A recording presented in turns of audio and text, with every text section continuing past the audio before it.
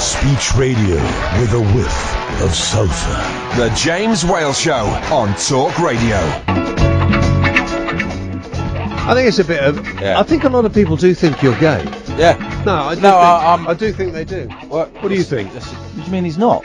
Well, I'm not sure. What's wrong? Are you joking me? What's wrong with being gay?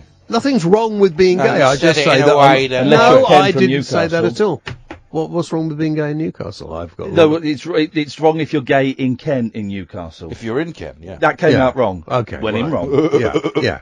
No, I was the problem. Oh, we're on the air. We shouldn't talk Oh, about God this. blimey, but, yeah. hello. But Why would they think I'm gay? I mean, you know, I'm with well, all because women all the time. Because you I mean, keep there's looking a at lot my of women. penis every I time look I at his get it penis out. because Every time I get it out, you it's- can't take your eyes Well, we off know it. when there's something in your face, you do. It's like a, it's rubbernecking. Can I just say that this?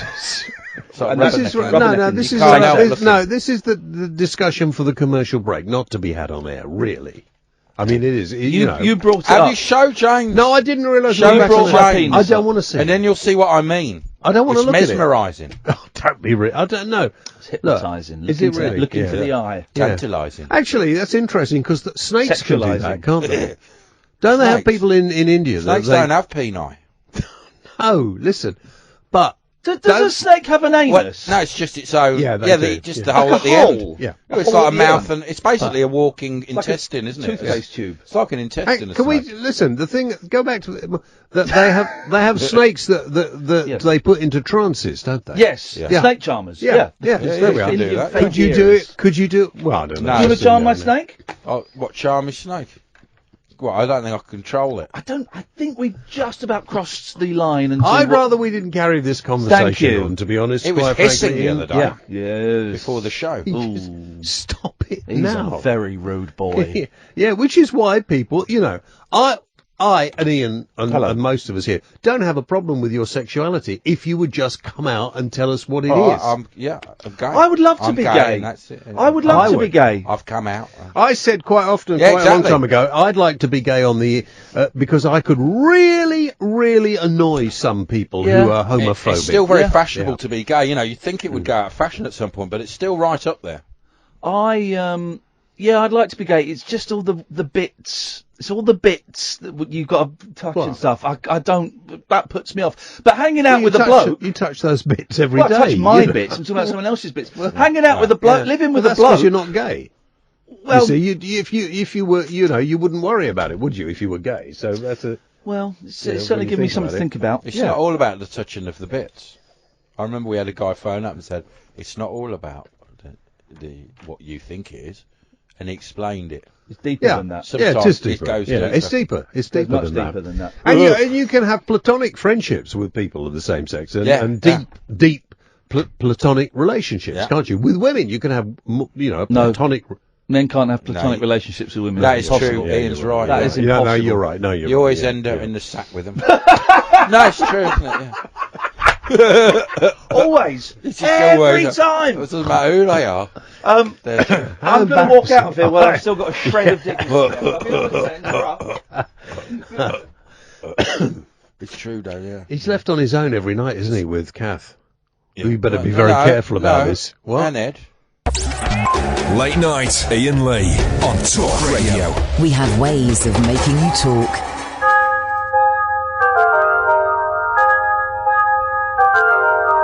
Ding dong, ding a dong ding. Come on, everybody join in. Ding dong, ding a dong ding. The party is about to begin. Oh, clap your hands and stand to beat. Move along with the party beat. There's games to play and songs to sing. So let the music start to swing. Ding dong, ding a dong ding. Come on, everybody join in. Ding dong, ding a dong ding. The party is about to begin. Oh, ding dong, ding a dong ding. Come on, everybody join in.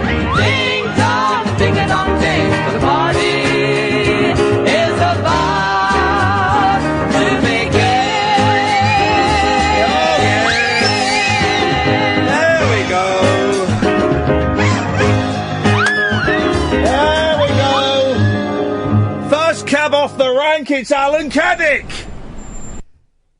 Alan? Alan? Hello, Ian. Hello, Alan.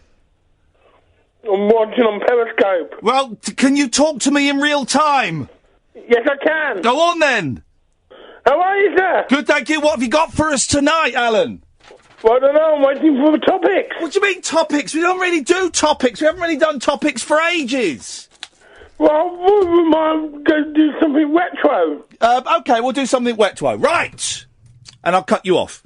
0344 499 1000 is the telephone number if you want to give us a call, dear listener. It is, I don't even know what day it is, Catherine. Thursday. Yep. The 22nd of June.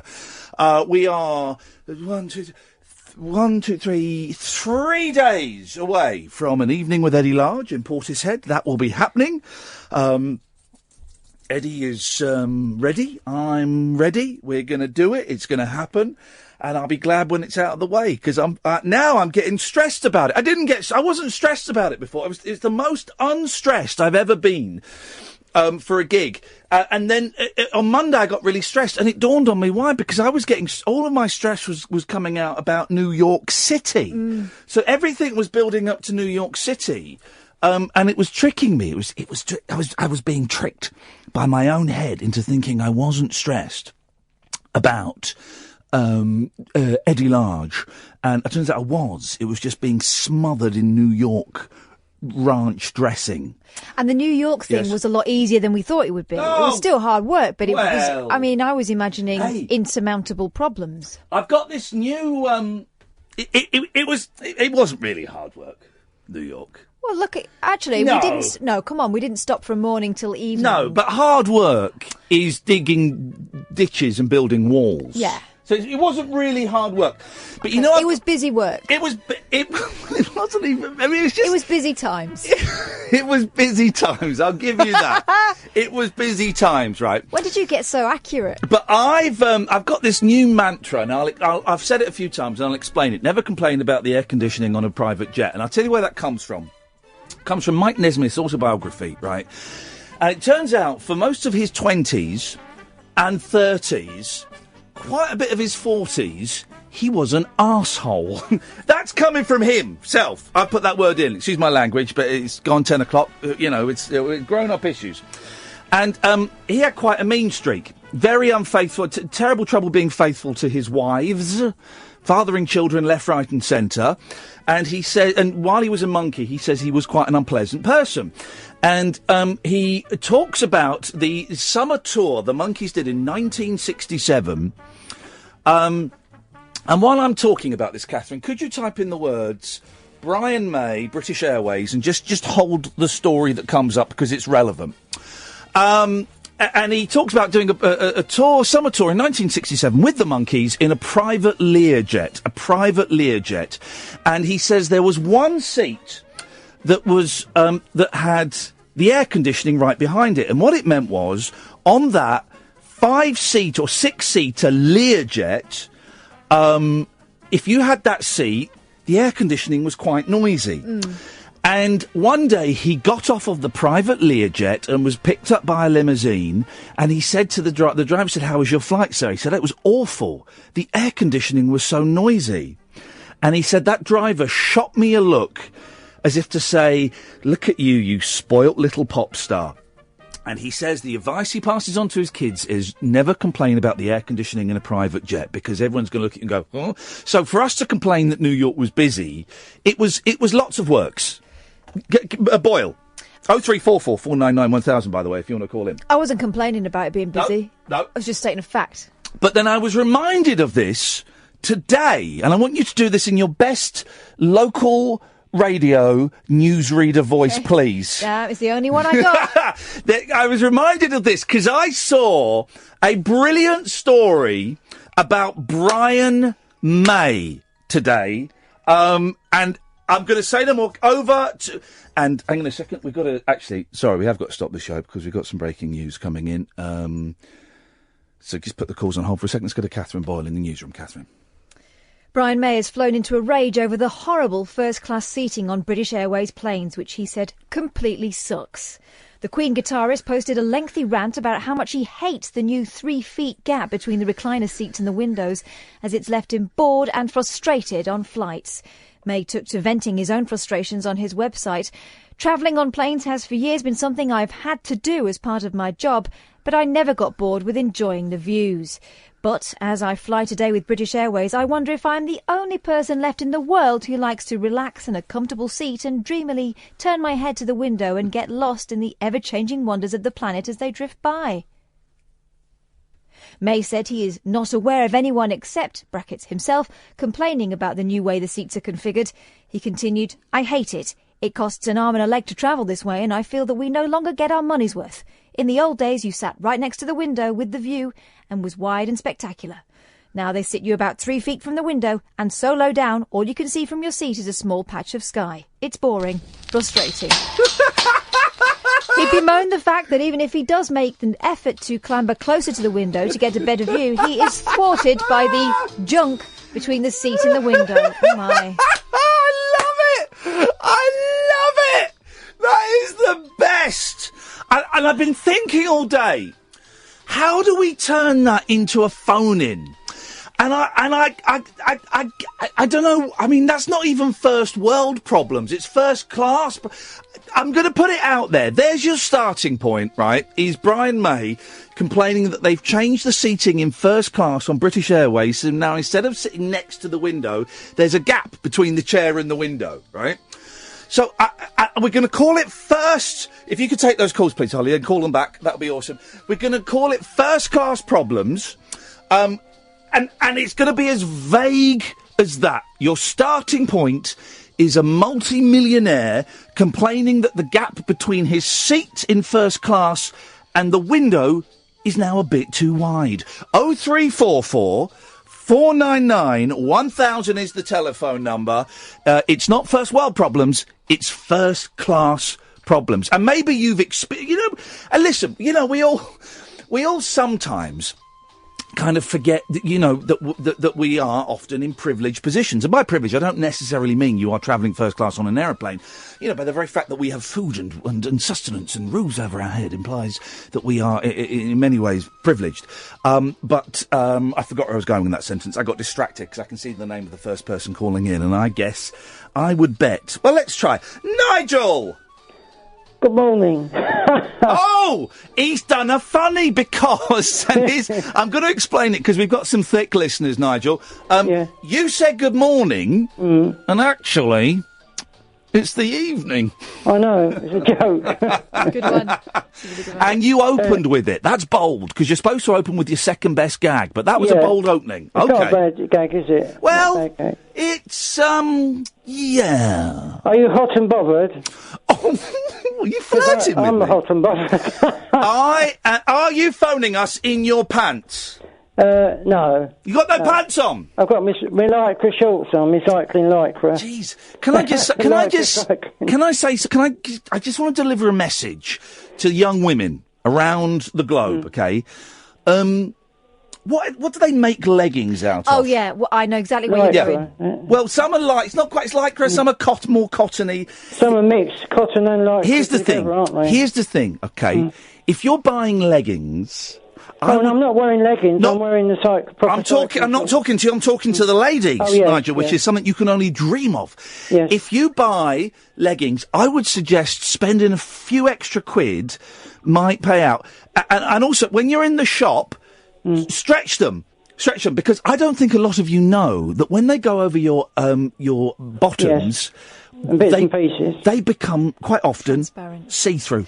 We can see everything. I think a top tip to everyone, before you go out, and I see a lot of this, people obviously don't have full-length mirrors, but, you can stand on the loo and look in the bathroom mirror. Bend over in front of a friend. Your bottom looks funny in them as well, doesn't it, in the leggings? Just before anyone sets foot out the door, just check, just for your own, because you don't want to be that person who is, I mean, basically sometimes you can see the washing instructions from the outside. Yeah, so just some tips Ian, there. Yes, Nigel? I was walking behind a girl once, and she had lycra leggings on, and it was so tight round her bottom, it showed everything up. You know? I don't know if you're listening. I know you don't listen to the radio when you're not phoning in, but I did think you might listen when you were on the phone, but apparently not. That's literally what we just said. Yeah. So. Yeah. So Okay. they have to be careful, don't they? Not to have them too tight. Exactly. Thank you, Nigel. Yeah. Well done. Can I do a song tonight? A quick song? Reiterating what we've said. But really, it can't be said too often, can it? No, well, no. maybe once. Could you sing a song about warning people not to wear tight lycra? Right, well, I had something ready, actually. What did you have ready, Nigel? I've got a song ready to do, what I'd like to do if I couldn't do one. Yeah, well, you can, but it's yes, recorded. God, you're more obtuse than normal, aren't you? Maybe it's the tablets. It could be. It could be. I shouldn't think so. No, it's the hot weather. Or maybe it's just because you're a bit weird. Well, I've been into town about 2 hours ago to see my girlfriend, so I'm quite cheery, really. To see who? My girlfriend, Sadie, in Maidstone, so I'm quite cheery. Sadie from Maidstone? Handy. It's the regular girlfriend I've had a long time. Well, tell us about Sadie, because there will be people, a lot of people, I think, thought you were gay. She's on my internet. There's a picture of a film of her on the internet. On your internet? There's a film of her. Did she know it was being taken? Yes, she had a bike with her as well. She cycles as well. She's got a mountain bike. When you say girlfriend... yes.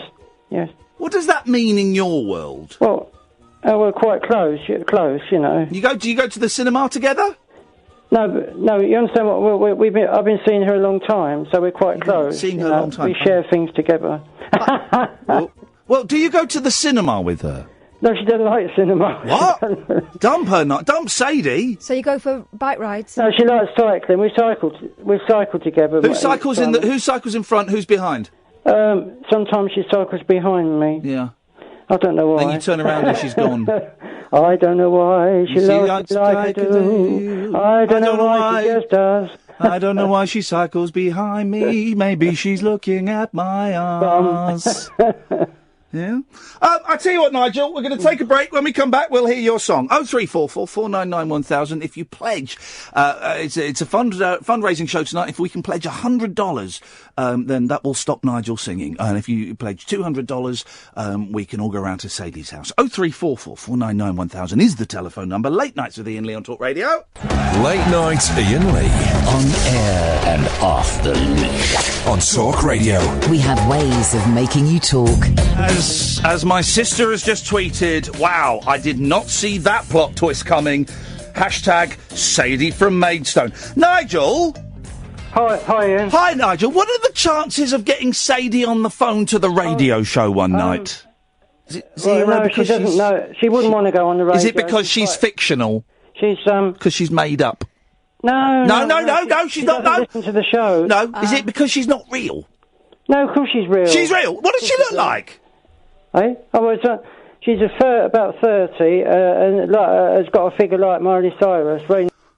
Hello? Oh, hi there. Hang on. Whoa, hang on a second. No, don't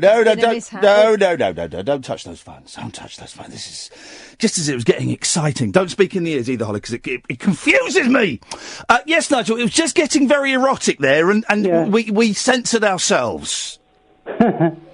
Never mind. No, what would you like to sing tonight, Nige? I've got a song ready. This is especially for you, a song. Well, oh, lovely. What is it? Me singing along with Kylie. Okay, what song is it?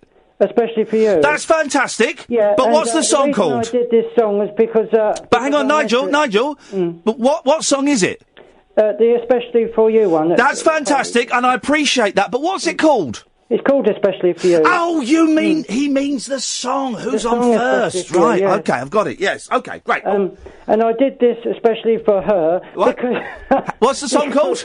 Because I met her in Maidstone at one time, didn't I? Yeah. In the TV studios. Yes, you met Kylie Minogue. Outside the TV show, she shook my hand, and I gave her a demo tape of my singing. Wow. Nigel, how does Kylie feel about that? I mean, how does Sadie feel about that? the Kylie Oh, thing. it was a long time ago when she was only 23, Kylie Minogue. She's like... Too old for you now, Nigel. Too old for you now. Let's hear the song, Nigel, because the phones are going crazy. I'll bash on then. I'll bash on. Here we go.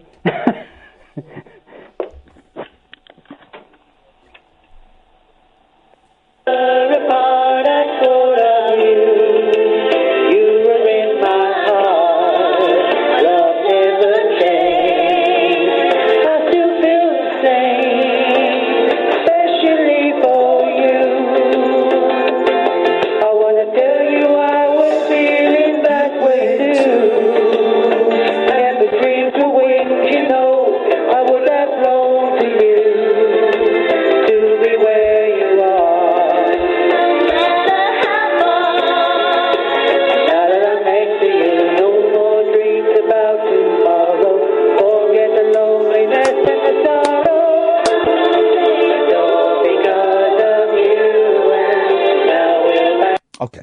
0344 499 1000 is the telephone number. There's only so much of that I could take. Let's go to Andre. Good evening, Andre. Hi, how's it going? It's going. It's a slow start. It's up and down, but literally none of the callers so far have wanted to listen to what I have to say, which will be great when I lose my job here. Well, you won't do that. You know, Nigel, I'm not being funny or anything, but he's I think I might know him. Do you? Yeah, and I think you know I do it all. What does that mean? Well, does he play football? Did he play football? No, he didn't play football. Does he like Ian Jury? No, that's you that likes Ian Jury and plays football. Oh, okay, all right. You thought it was you. Barry. I thought that was Barry. No, that Nigel is a real person. So is Barry, of course. Oh, okay. I've got him Frank Please, Sinatra for the love of God, please turn your radio off. Pardon? Yeah, okay, hold on. Literally none of the callers so far want to talk to me. I haven't got faders here. We haven't had faders for nearly 3 months, right? And I come in tonight... No? Right, hang on. Faded jeans? Shut up. I haven't got faders, and I've come in tonight, and I've begged them to put faders in here so I can control it, right? Begged them, right? Come in, and they've got a cough button, which is great, because it mutes my microphone, but doesn't mute yours. And I've... But I haven't got any way of controlling the show, because we may be moving to the Shard. We may not be moving to the Shard. Get some faders. I've told you. The suits that work here, the drones, I've told you, I'll pay for it. Get some bloody faders in. No wonder no one listens to this show. I'm going to say it. Or this station, we ain't got no faders in. Permission to speak freely? Yes, Catherine. To be fair, there's probably more coughing than calls on a lot of the shows on this station. That's right. I know, guys, that we are the only show that gets phone calls on Talk Radio. So I'll pay for the faders. Honestly, I will pay. Well, I reckon you can get them for 75 quid. They can't be any more than 200 quid. I'll pay for the bloody faders. I need them. They're my tools. Andre. Yeah, I'm trying to live in talk here. Are you in Waterloo at the moment? Yes, mate. All right. Why don't you go to the roof garden up by the Fenchurch Street? That'd be nice. Yeah, well, because I'm... Take it up there. Flipping it. Is he listening to yesterday's show? Jesus. I think he might be.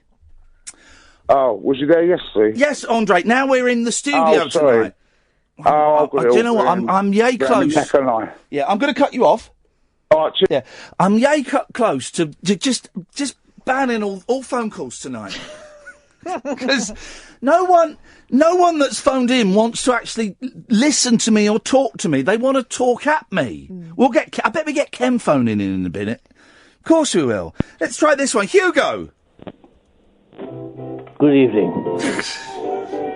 I'm scared to say anything now, for fear of getting it wrong. Well, why don't you start and let's see how let's have a conversation, shall we? Can we? What would you like to talk about this evening? I don't want to. Hang on a minute. I don't want to frighten the callers. You do a little bit. Well, I do a little bit. You're monstrous. Sorry? Monstrous. Yes. Well, but what have you called in for, Hugo Peters? Oh, I've got a question for you. Got a question for you. Yes. Oh, for me? Yeah. Okay. Someone was asking earlier on, are you Have you ever been, will you ever be, on Twitter? No. There we go. That's No, I don't believe in it. Well, it exists. Well, I know it exists. It's real. I don't think I need a Twitter account, really. No? Okay. Just Not really, no. Okay, just Anyway, so, yes, what would you like to talk about first, before I talk about what I want to talk about? I'm tiptoeing here. That was the most... Is tiptoeing actually quieter than walking normally? Not the way my daughters do it, no. I don't know if it is. I mean, if you've got clattery heels, I've got a nice pair of shoes. Those brown suede boots I've got. They're not, they've got a very clattery heel. And I was walking through the underground the other day. Clack, clack, clack, clack. Like a lady. Oh, it was incredible. I felt very powerful. But I wonder if because tippy toe, I'm doing tippy. Hang on a minute. I'm going to put the microphone down. Right. So Hugo. Yes. You have to guess whether I'm walking normally or on tippy toe. Okay. Right. I'm listening very carefully. Right. So I'm going to start either walking or on tippy toe now. That's a tippy toe. Okay. Now, what do you think this is? That's a shuffle. Okay. Why are you laughing, Kath? Because I Was don't it know a why shuffle? people do it, but whenever people do tippy toes, they always do Tyrannosaurus Rex arms as well. The thing as well, I was tippy-toeing on the second one, and I'm out of breath. It uses up... tippy toe on the first one as well? No, he stamped. Was it double tippy toe? The first one I was just walking normally. Oh. And the second one I was doing tiptoe. I tell you what, we're going to try it again. Okay. Okay. We're Yes. going to try. This is an excellent game you've created here, Ian, I have to say. Well, you'll miss it when it's Home Alone with Carol Malone, possibly starting earlier than March the 22nd. Right. So, what is this? Oh, that's definitely not tippy toe. Okay. Very heavy-footed. All right. Now, what is... Yes. What now? Okay, what is this?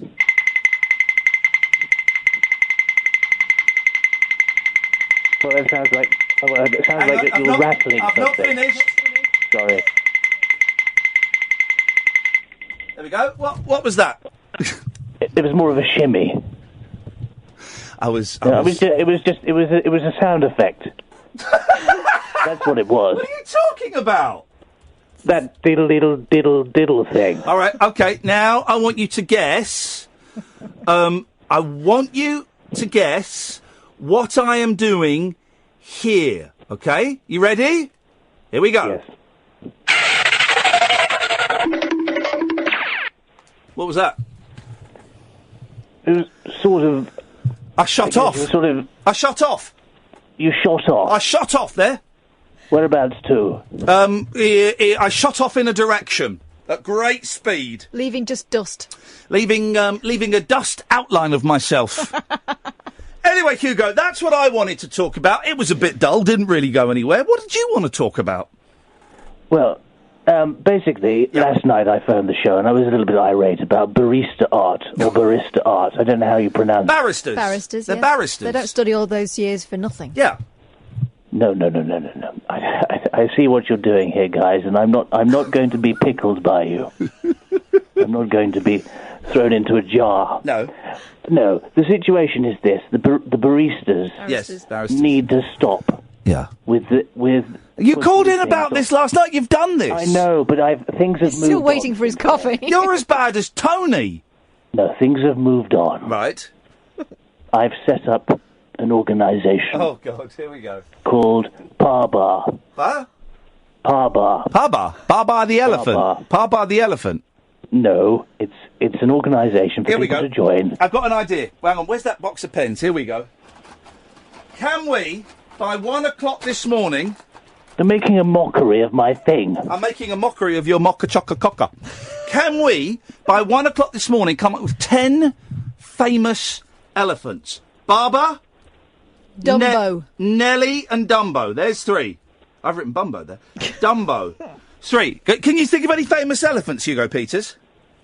Honestly, I can't think It's of a any right great at this moment. phone-in. It's a great phone-in. But you were talking about Baba the elephant. No, not elephants. It's my organisation, which people can join if they're against Yes. barista art. Somebody sent me a picture today. Yes. Somebody did a barista art of an American Indian with the full headdress. Wowzers. That took the barista 20 minutes. It was cold. Meanwhile, a Yes. queue was forming Yes. out into the street. But what does Baba stand for? PABA. PABA. People Against Barista Art. You pronounce it PABA. But that's not on Twitter. No. No. So what I want people to do is do something, paint it on yourself when you go into a coffee shop. Yes. Write it on the top of your cheek. coffee. Get them. Here's an idea. Get them to. This could go viral. Get them to write it on the top of your coffee. And there's two ways. First of all, when they say, "What's your name?" you go Paba, and they go Baba, the elephant. You say no Paba, and so they write that on the cup, and then you can ask them to write Paba, the elephant, on top of your coffee in froth. No, because then that's the whole. That's great, Hugo. I think we've sorted that. You're a Thanks so much, pervert. Hugo. Thanks for calling. There I we bet go. he's glad he called. Yeah, I think we've sorted that out, guys. 0344 499 1000. Late nights with Iain Lee. Trust me, guys, this show ain't going to be around forever. If you want it, you got to get it now while it's here. Late night, Iain Lee on Talk Radio. We have ways of making you talk. We're trying to name 10 famous elephants. We've got Baba, Nelly, Dumbo. Now, Jack on Twitter has written something controversial. The Elephant Man. I think... He's not an elephant. No, but that's what he was called in the film. That's the character that John Hurt... And who played him on Broadway? Who played the Elephant Man on Broadway? Richard Gere. No. No. Go on. I can give you a clue. Go on. This is a great one. I can give you a clue. It was a musical. It was a musical, The Elephant Man, on Broadway, about 1980. Right. I've never heard any of the songs, so I'm going to make up a song, but Right. in the style of the singer that played it. I just want to sleep on some pillows like a normal person does. Not David Bowie. David Bowie was the Elephant Man on Broadway. Oh, yes. Do you know, you're lucky I said David Bowie because I was going towards David Essex with Hey. that. I mean, that is quite a similar... No, not at all. This is Bowie. Only a winter. This is Bowie. Okay. I would like to sleep on some pillows like a normal man. This is Essex. I would like to sleep on some pillows like a normal man. There's not a lot in that. Yeah, I know, exactly. Now I'm confused here. This is the first time this has ever happened. I've got on fader 1, Andre, and on fader 2, I've got Andre. What the hell is going on? Yeah, Ian. Yeah, ready? Which one are you, though? Andre, have a listen to this. All right, Ian. Right, hold on. Jeez. Yeah, you're all right, Ian. It's Andre. You got to listen. You what? Oh, hold on. No. What? Hold on, Ian. Oh, hold on a second, Andre. Is Andre speaking? Say, lagered skin. Can you hear me, Andre? Cherry chocolate. What a terrible state they're in. Yeah, okay. Don't make me come over there in my blue Subaru. Elbow pressed. Shoes like tippy noses. Incorporated. I've got no idea what's going on tonight. I feel a little bit, nauseous. Yeah. Did someone spike my tea? Speaking of nausea, here's Dredge. What do you think this is, Ian? Sounded like the Roadrunner, but it was too fast to see. It was fast running. Hello? Let's go to Dredge. Evening, Dredge. Brian May, you spoilt git. Whoa, hey! Hey, straight in with the vitriol. Hang on a second, this isn't the Julia Hartley Brewer show. We're not here. We're supposed to be celebratory. We're not pointing the finger of hatred. Brian May, what a lovely chap. Yeah. But he's a bit. He's marvellous. He's a little bit spoilt though. We're trying to get Brian May on the show, not to talk about. He won't come on now. Well, we'll make sure he sits right next to the window. That seems to be the sticking point. Brian May may not come on. Good He one. will regret back with our dad. Is that him? No, you're thinking of that's Theresa May. Brian Glover, sorry. There we go. Theresa May and Brian Glover had a baby and they called it Baby Brian. And they kept her name because she's the dominant one. Ka-chow.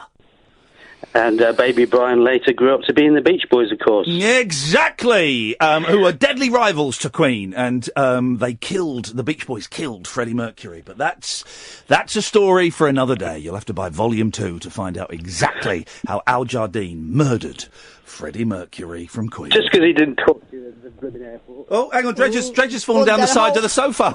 Dredge? Have I? Yeah, he's back. You're not on a mobile, are you? Dredge is going to be, if you're coming to Portishead on Sunday, you're going to see this fella here. Have you been... I'm not going to tell the boys and girls and the ladles and jelly spoons what you'll be doing on Sunday, but you are an integral part of the entertainment, unless Eddie gets his way and he wants to change it. But have you practised what you have to do? I've been in training. Now I know what I'm meant to be doing. Would you like to have a go on the radio so we can judge your performance? Okay, let's give that a go. Okay. Kath? Yes? Have you got any questions you'd like to ask Eddie? No. Izzard. Right, here's the thing. Firstly, Dredge is going to be the person going around with a mic if people have got questions for Eddie, although Eddie wants them to write their questions on the back of a card, but I just think that's a bit tricky. Anyway, here's the thing. Two things. First of all, it's Eddie Large, not Eddie Izzard. Secondly, mate, there's going to be 270 people in that hall. You can't just go up to them one by one and go, excuse me, have you got a question? No. Excuse me. Have you got... Also, how did you know my name was Kath? That will take... Yeah, how did you... We're not going to plant people there. This is good. Nightmare. I was hoping we'd use the hands-up system. Yeah. You've not thought this through, You Dredge. have not thought this through, man! So we're not using the Nuffield system? No, the Nuffield system went out... The Nuffield system went out in about 2002! Okay, so hands up all those who want to ask Eddie Large a question. If you're a pensioner. Well, is that right? My hand went up and then my hand went down. Well, at least your hand went up a bit. You didn't, and you've got to be like a good waiter, like an American waiter, right? The American waiters, when you wanted the bill, when you wanted the food, they were there. You caught their eye and they came. British waiters, you can never catch their eye. Dredge, you are a confident, powerful, sexual being. Your eyes have to be everywhere. People have to catch your eyes, okay? I've got it, boss. You got it?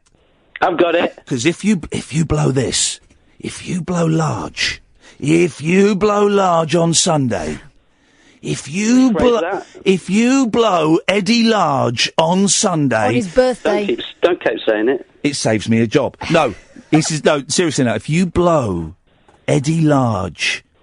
He'll get even bigger. On Sunday, then I'm afraid I'm not going to let you get anywhere near blowing Clifton. Thanks for calling, Dredge. Here, wait a minute. Oh, yeah, go on. Yeah, first class problems. Oh, yeah, there we go. We had a topic, didn't we? First class problems. What you got? Yeah, several hours ago you had a topic. Yes. I spotted it. Yes. So there's a book called Easy Riders, Raging Bulls. Yes. About Hollywood in the 70s. Yes. And I know you're desperate to go to the adverts. No, don't. I tell you, here's the thing, right? Here's the thing I hate about phone-in radio, right?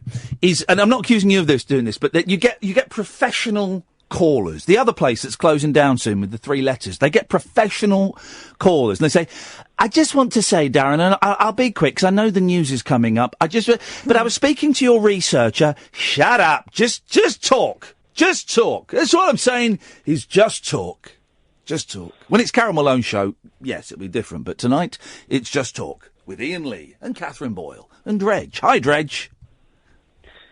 But be quick, because now we are going to be late for the ads now, so... It's interesting that you actually describe me as a professional caller. I think I'll take that as a compliment. Yes, of course, and by professional I mean you owe me £5 per call. Thank you. You're very welcome. Get to the point, man! Well, yeah, in this book, so... Steven Spielberg was quizzing John Travolta about whether he had the inferior kind of Learjet you had to duck your head to get into. Yes. Travolta had to duck his head. Yeah. first-class problems. Thanks very much for calling. Bye. 0344 499 1000 is the telephone number. We got Gatford, we got Chris, we got Paul, all waiting. I don't believe we've had any lovely ladies with their lovely juggly bits calling in this evening. Sorry? Well, just trying to make it family friendly. Well, that's not the way. That explains a lot. Late nights with Iain Lee on Talk Radio. Late night conversation worth losing sleep over. Iain Lee. On air and off the leash. On Talk Radio. We have ways of making you talk. Yep. 0344 499 1000 is the telephone number. Catherine is in the studio with me. Yes, I am. Holly is out there taking the phone calls and doing a fabberoony job. Ed is a backstabbing, snivelling, rat leaving a sinking ship, and I've got nothing but hatred for him. Despise the man. I wish him ill in his new job. I hope it goes badly. I hope the BBC treat him as awfully as they've treated some of their greatest broadcasting talent. And I hope that he comes snivelling, crawling back here with snot streaming down his face, begging for a job, and we laugh at him and slam the door in his face as we go upstairs to collect our goods, because by that time we will also have been sacked from Talk Radio. What I'm trying to do, since coming back from New York, I'm inspired, I'm enthused. I'm doing the show standing up. There is a new energy to them. It's a much more exhausting way of doing the show because I'm expounding more energy. And I'm probably walking about 1.5 miles in each show because I'm pacing back and forth. But here's my philosophy now, and I'm going to try and hang on to it until I come up with another philosophy, which is probably about 20 minutes' time. I'm treating every show as if it were the last. Every show as if it were the last. Because in this business, guys, you just don't know. You just don't know if it's going to be your last ever show. We never know if it's going to be the last show. You know what I'm trying to find now, don't you? No. Paula White. Oh. It's no. I'll tell you why, because I'm saying that this wasn't what I was heading towards, but it's just kind of popped up in my head. You never know when it's going to be your last show on the radio. You just don't know, because they don't tell you. You do a show with 3 months left on your contract, you come out and they say, well, that was a great show, guys, thanks very much, we won't be renewing your contract, we won't be seeing you again. So very, very rarely do you get to hear somebody's last show, but there is a really famous clip. And it's a young lady, goes by the name of Paula White. Where was it? BBC Local something. Oh, look, can I just play this? This is terrifying. I shouldn't really, but I'm gonna let me play this. This isn't it. This is Anna Rayburn getting a text. I wonder if I can get this to work. Here we go. We're talking about these things, and I love this one. And I can't help you with this one, Mook. He sent in a word which is cocksmudger. Wow. Please would you check the origin? Yeah. My grandfather say it goes back to old sailors carrying a small Bible with them. Yes. And when annoyed, they would, with God, they would peel back the page and rub the tip of the penis against the holy words, smudging the words with the cock. There we go, ladies and gentlemen. That's Anna Rayburn, a woman who, I'll be honest, despised me. Man, I wasn't a fan of hers. But there was this one clip of... oh, there we go. This is it. So this is... You never know when it's your last show. And I kind of get it. Because bosses don't want you to go on the air and do a Danny Baker and slag off the bosses. Also, if you've got another gig lined up, they don't want you to go on the air and go, well, this is my last show here, but you can listen to me from 10 o'clock every weeknight next week on Virgin Radio. They don't want that. Okay, so very rarely do you know.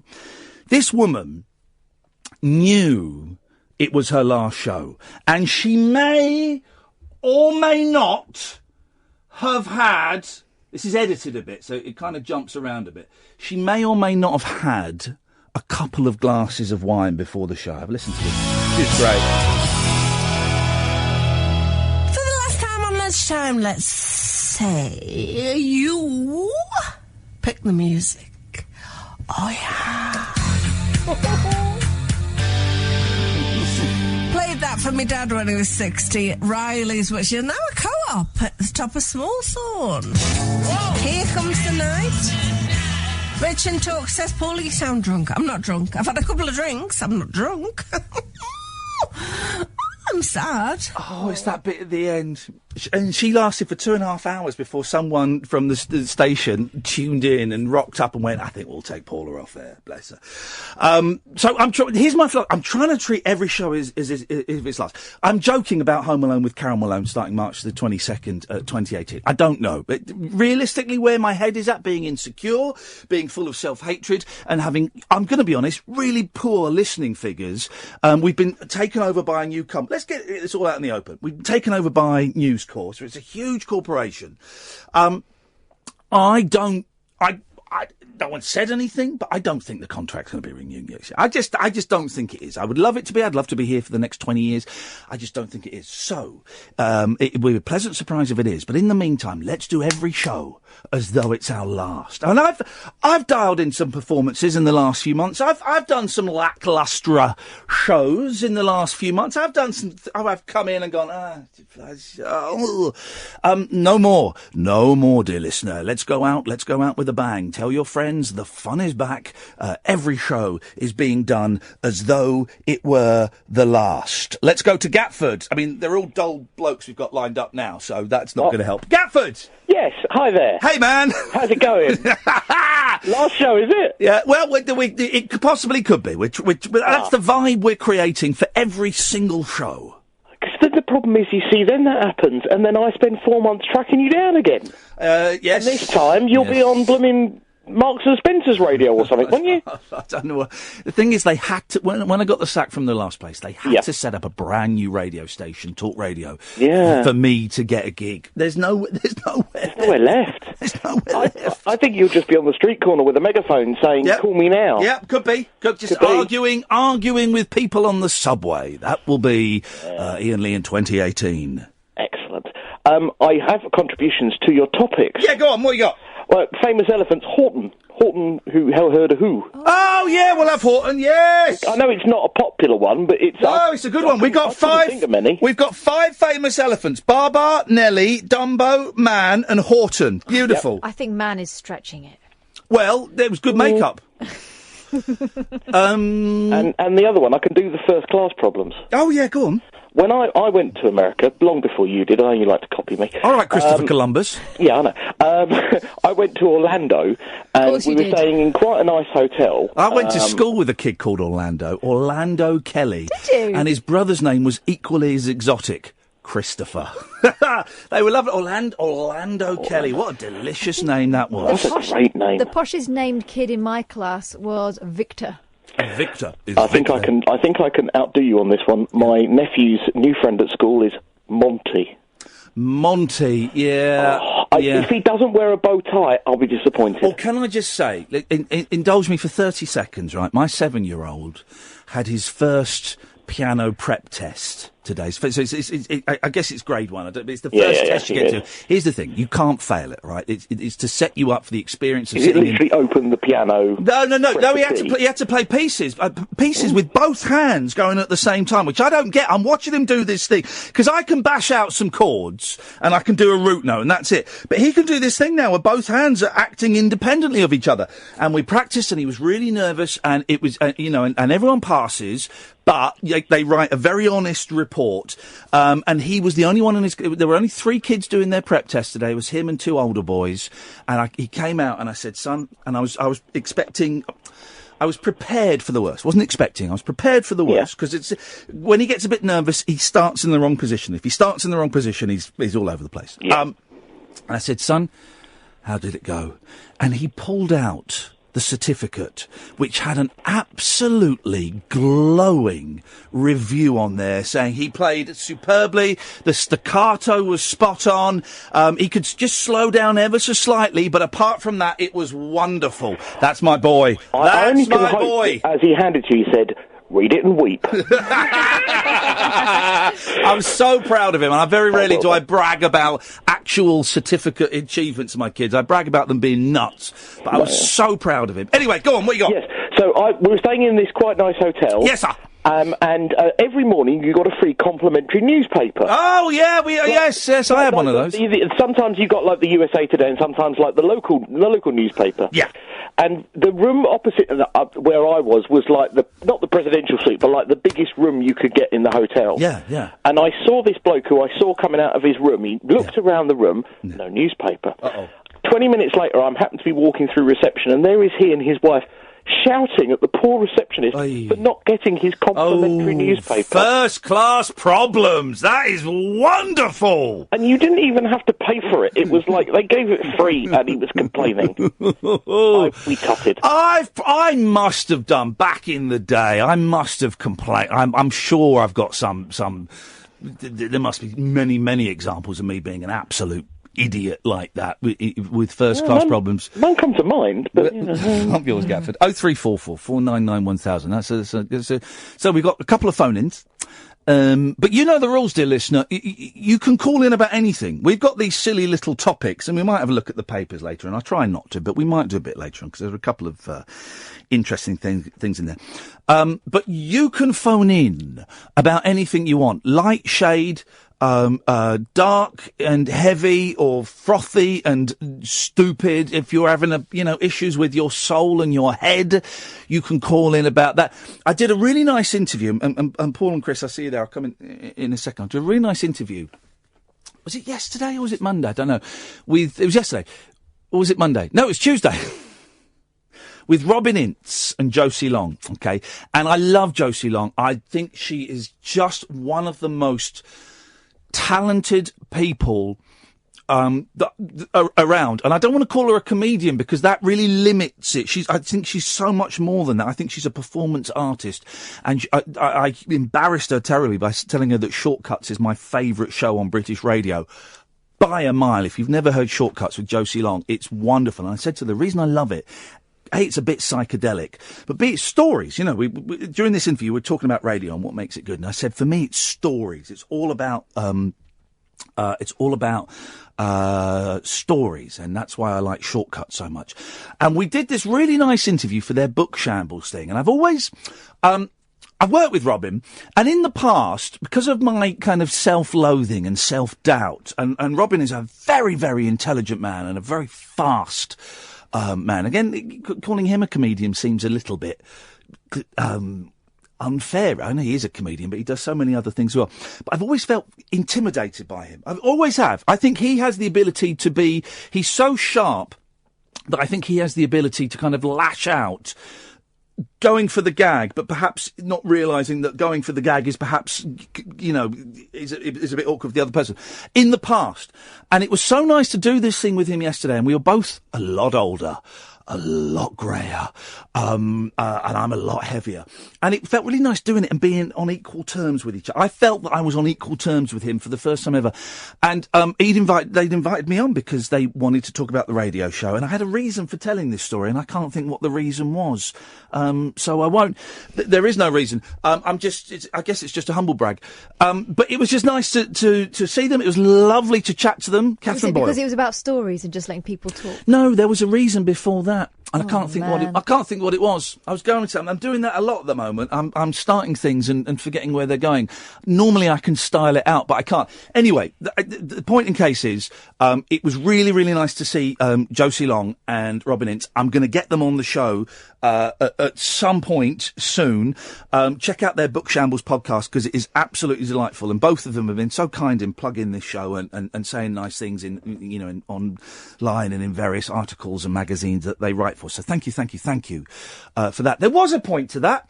It's just disappeared. He'll and that's pop back in. Hey, Chris, Paul, Simon, stay there. We'll come to you in a bit. If you want to give us a call, 0344 499 1000 is the telephone number if you want to give us a call. You can listen to us, as you know, on DAB. Have you downloaded the Talk Radio app?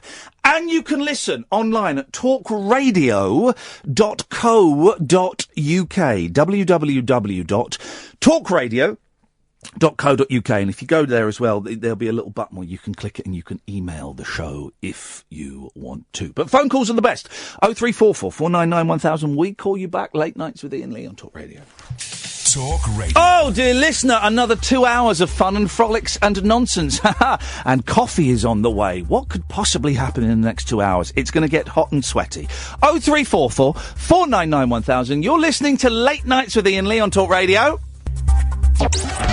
Late Night, Iain Lee on Talk Radio. We have ways of making you talk.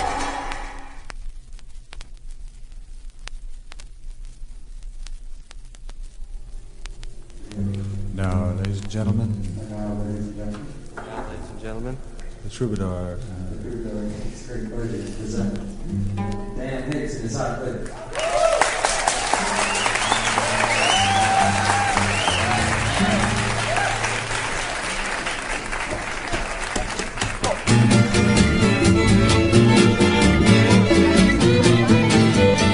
There are people who live for the moment, and others who don't seem to get much enjoyment. Some are always glad, others always sad. But lately, seems that I've been somewhere in between. It's a funny feeling, love's what I mean. Yes, I'm so in love, can't tell down from up above, down, down, down from up above. I feel like singing. I feel like singing.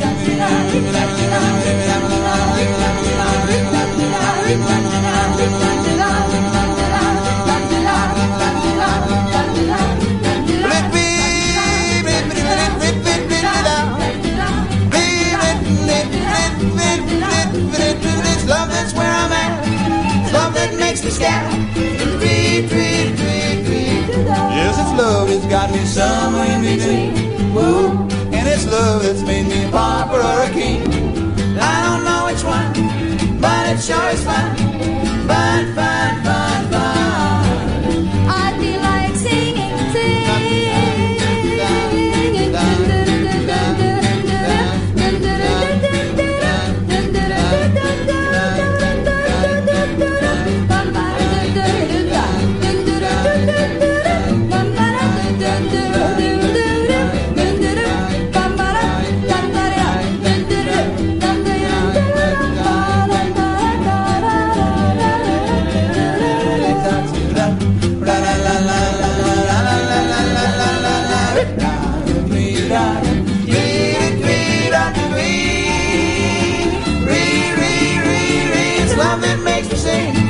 Love that makes me swing, swing, swing, swing, swing. I swing it out.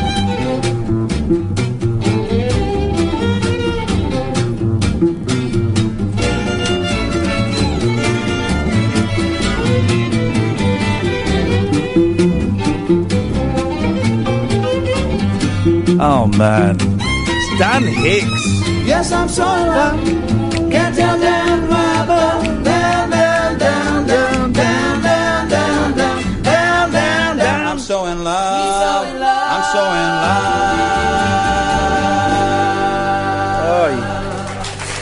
Dirty. I love it. That's my newest find, Mr. Dan Hicks. God, he's good. I read his autobiography. I scare myself. It's about 7/8 of it is written by him. Then he died last year. Otherwise, he'd be on this show. He died February last year. Incredible story. Didn't know anything about him. Amazing book. And I thought, well, I'll buy an album just to check it out. Flippin' heck. The book says, start with Where's the Money, the live album from about 1969. I put that in the car. And it blew my mind. Those girls singing slightly off key. The harmonies, that is kind of like country, but it's 20s, but it's jazz, but it's folk, but it's bluegrass. Wonderful, wonderful, wonderful, wonderful. Dan Hicks. By the way, guys, if you want to hear more music like that, may I suggest that you go and download my free new show. If you go to mixcloud.com/Iain Lee, mixcloud.com/Iain Lee, I do a show. I'm doing a show every week, just an hour, and you can go and listen to it whenever you like. It is up there. 0344 499 1000 is the telephone number. Yes, Simon. Oh, hello, Ian. That was straight. I'm just, how you doing? I'm very well, Simon. Thank you very much, sir, for asking. What you got for us? Call me off guard. Yeah, I've been driving a lot today. Yes. Right? we seem to be in an epidemic of adult sex shops at the side of the road. What's this all about? When you say, I'm glad you say adult sex as opposed to child Yeah, sex well, shops, no, because so, that would be controversial. What do you mean? What do you mean at the side of the road? Yeah, like I'm driving along, and normally when you're driving, you'll see a little chef, or you'll see a moto service station. Now there's these massive, big white buildings, with adults, toy, stop here and buy all your sensual whatevers. What? And it's like, and I passed at least 4 today. I seriously passed at least 4 of them today, and they've just come out of nowhere. Sure, I've never noticed them before. Where the heck are you driving? I've never seen anything like it. What, so, Yeah, like instead of yeah, Toys R Us? Well, it's Toys R Us, isn't it? I've memorised where they are. Oh, I bet you have. I bet you have, Simon. The A19, there's one on the southbound. On the A1, sort of down by, I think it was Lincolnshire area. So these aren't on the high street, 'cause I'll never forget the first time I saw an Ann Summers shop in Slough High Street, and it was like, whoa, You could this see is through the windows. This has changed. Yeah. But these aren't on high streets. These are on main roads. Oh, no. I mean, yes, fair enough. Ann Summers, you get them everywhere. No, you got Metro Centre and them. It's kind of like second nature to everyone sort of knows them. It's just the ones on the side of the road. Like, who's sort of going off? You get your burger from the restaurant, and then you'll go, oh, I'll nip into the... You get your burger from there.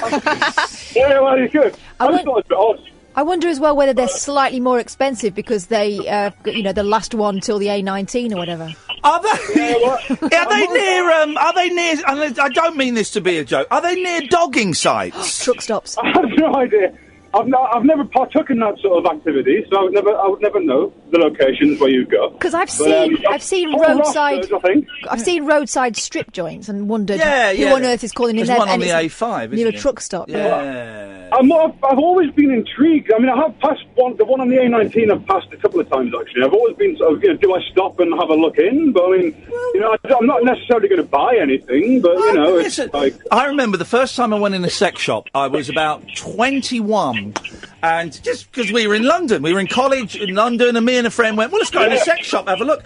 And I remember I walked out, and I literally bumped into Zoe Wanamaker. She wasn't in the sex shop, but she was walking past. As I walked out, I bumped into her, and I felt terribly ashamed. She saw you leaving it. Yeah, she saw me. She saw me leaving it. Here's the thing: I don't think I've ever been in one. No, ever. I went to London a couple of months ago. With my mates to go and do the Crystal Maze experience, and which was really good fun. A recurring theme on this show, the Crystal Maze experience. I don't know why. Yeah. And then we decided to have our own experience of one of the shops of a sexual nature on the high street down there on Leicester. What's the name? Oxford Street. Yeah. And we spent literally about half an hour having a little wander around, and one of our mates was using one of the women's tool things as a microphone to sing into it. It was good. It was good laugh. It's a bit. I've not been in them for a while, but it's a bit of fun, and I'm always slightly jealous. You'll see young couples in there, and you see young couples in there together. I think, oh, you've got it made. The boys I went out with when I was younger, the boys I went out with when I was younger would have been threatened, I think, if I'd have suggested bringing something else in. No, it's all part of the fun. Quickly, an elephant. Oh. Wow! In unrelated news. Just to move on. Yes, Simon, go on. Talking about trunks, Elephunk, the album from Black Eyed Peas. There's a famous elephant. Elephunk? I'm having that. Simon, thank you for that, mate. Elephunk is on there. We are compiling a list of famous elephants. So far we have Baba, Nelly, Dumbo, Man, Horton and Elephunk. Elephunk, that's a great one. Yes, I'm old enough to remember coming to London very late 70s, 79, 80, 81. And I remember walking down a street and there were there were about 3 or 4 shops that had a black door and black windows. And I seem to remember one of them had an XXX sign, but I may have imagined that and saying to my mum and dad, what's that? What are those shops? And also there was a shop in Slough It's now become a legit store. There was a cafe in Slough next to the Odeon Cinema. I used to love that cinema. You had to queue outside, and they'd bring a big sign. There was 3 holes in the ground. There were 3 screens, I think, and they'd come and put a big sign and stick it in the ground, and it said Screen 1. Oh. And you'd have to queue there, and the Beatles played there. But next to it, there was a cafe, and behind it was I never went there. My friend Malcolm Richmond did. There was a sign and it said Cupid's Marital Aids. And I remember saying to my mum, "Oh, look, Mum, there's a martial arts shop," because I was into my karate. Can we go in kind there? Of fighting. Yeah, can we go in there? And she said no. My mum tells a story about when she took me in the chemist once, and I was, kids low level. I must have been about 3 or 4. Yeah. And right in front of me in the little glass cabinet, was a little box. Yeah. And it said on it, "Coloured Love, Right. Johnny's." And I went, "What's that, Mummy? Is it?" Yeah. Nothing, just leave it alone. "Is it eye makeup?" "No, it's not eye makeup." And I went on and on and on about it. And she said, "I didn't know what to say." It's interesting because I remember, I think Woody Allen was a big factor in sex shops on the high street, and I will tell you why I think that, because in the 70s he was a lot of his films, everything you want to know about sex, for example, Sleeper and Annie Hall, I think, and possibly Manhattan. There's a lot of talk about orgasms and about women's orgasms, and you can kind of see that as the starting point in popular culture, actual blockbuster movies where orgasms and kind of sex is talked about a bit. Because I remember the 70s and the 80s, well, I don't remember the 70s, but in the 80s and some of the 90s, vibrators were seen as for perverts and swingers and way out there, and you know there'd be rumours at college. Well, that Susie's got. I was cleaning. She's got a vibrator, and you'd all suddenly build up an image. But I think again, it's that 28. I think 28 is the cut-off age that I'm just kind of picking. Where men under 28 shave themselves. I think that people under 28 and under, they've got vibrators all over, coming out of every orifice. You know why? Partly that is. Go on. Yeah, I think you're right about the sort of introduction in sort of popular mainstream cinema about women's needs in the bedroom rather than just blokes getting their own way. Yes, it's not just lying back and thinking of England. Exactly. It's not just kind of, she's ladylike, we won't discuss this. But also, it's kind of it's internet porn basically. That generation, 28 and under, haven't had to look around in flipping bushes like kids went at our age. Yeah. Why were they hiding things in bushes and under walls and stuff? I don't know. There must have been a lot of men masturbating in the woods with stashes. Which actually I've seen that. I've come across but that. That's the thing. They didn't want to have their stash at home. It was a dirty little secret. Whereas now we all have a laugh about it because actually it's pretty mainstream to the point where actually it's become a bit of a problem because there are certain kids who are learning more from pornography than they are from the birds and the bees lessons. Yeah. Why do we do? I saw the headline in the paper the other day. I didn't read the story because it looked rubbish. But why do we say birds and bees? Where does pollination, isn't it? Because that's where your biology lesson would start. All right, but what about the birds then? How did the bees? I get. Why not just say the bees? Well, today we're going to learn about the bees. Well, because the birds are about seeds, aren't they? Tell me the birds and the bees. Well, the actual birds and the bees. Okay. Which ones? Which ones? Tell me about the actual birds and the bees. Okay, so you need the bees to go from flower to flower, and they pass on the pollen, and that's what inseminates in a kind of way. All right. That's where it would start in your biology lesson. You'd start with flowers, and the birds eat fruit, and when they poo, the seeds get planted. So you get babies by having a poo. No, but that's where the biology lesson would start. Where do babies come from? Oh, it's when you eat honey and a lady has a special magic poo. Who was your teacher? There's a great Chris and Paul, I will come to you in a minute. There's a great Peter Cook and Dudley Moore sketch where Peter Cook is the stuffy father and Dudley Moore is playing his child, and he goes, "Daddy, where do babies come from?" "Well, I'm very glad you asked me that, and I'll tell you." And he goes in a long, convoluted way, but eventually says, "Well, what happens is when a man and a woman love each other very much, a man sits on a chair and gets it warm. Then he stands up and the lady sits on the chair after him, and about 2 or 3 years later you were born." It's such a great little sketch. 0344 499 1000. Late nights with Iain Lee on Talk Radio. Late night Iain Lee. On air and off the leash. On Talk Radio. We have ways of making you talk. 0344 499 1000 is the telephone number. Let's go to Christopher. Good evening, Christopher. Good evening. Good evening, Christopher. Good evening.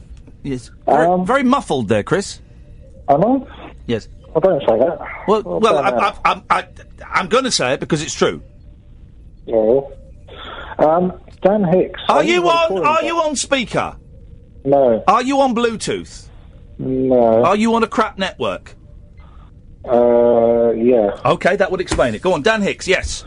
Yes, I wasn't really calling about him, but and I know what you're going to say, but Thomas Dolby did a gig with him. Yes. On his second album, back in the 80s, did a really good version of I Scare Myself. Okay. And it's actually one of Thomas Dolby's best songs. I mean, it's not his song, obviously. Oh, they played together as well. If you go on YouTube, you can see it. Yeah, I saw that. It's good. Yep. It's all happening on YouTube, guys. It's all happening on YouTube.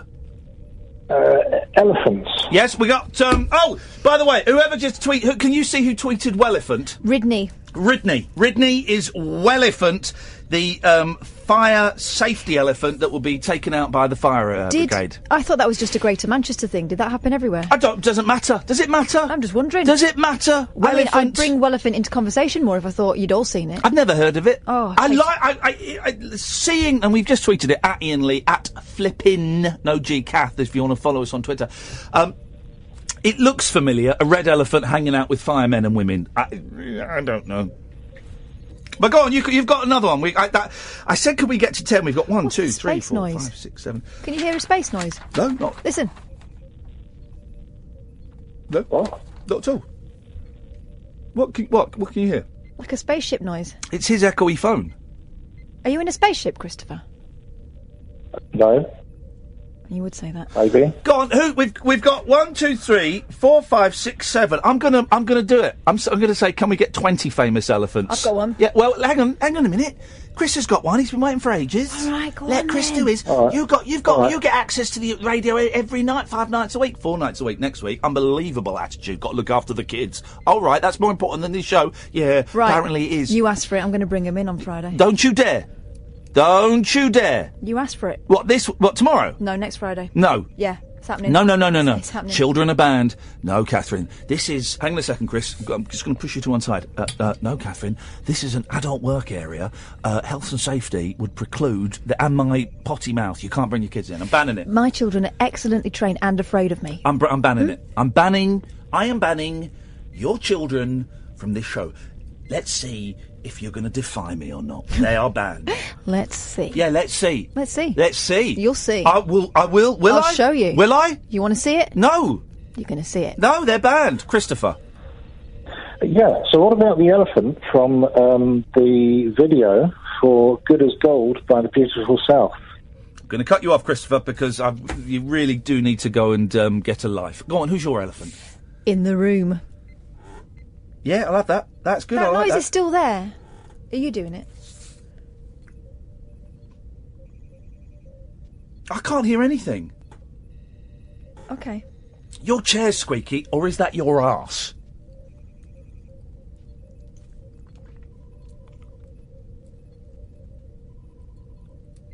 Oh, 0344 499 1000 is the telephone number. If you want to give us a call, it will cost you pennies. We call you back if you're. I was going to say if you want to call from abroad, but no one ever does. So if you want to call from abroad, you'll have to phone up to find out what the number is for that. Lots we've talked about so far.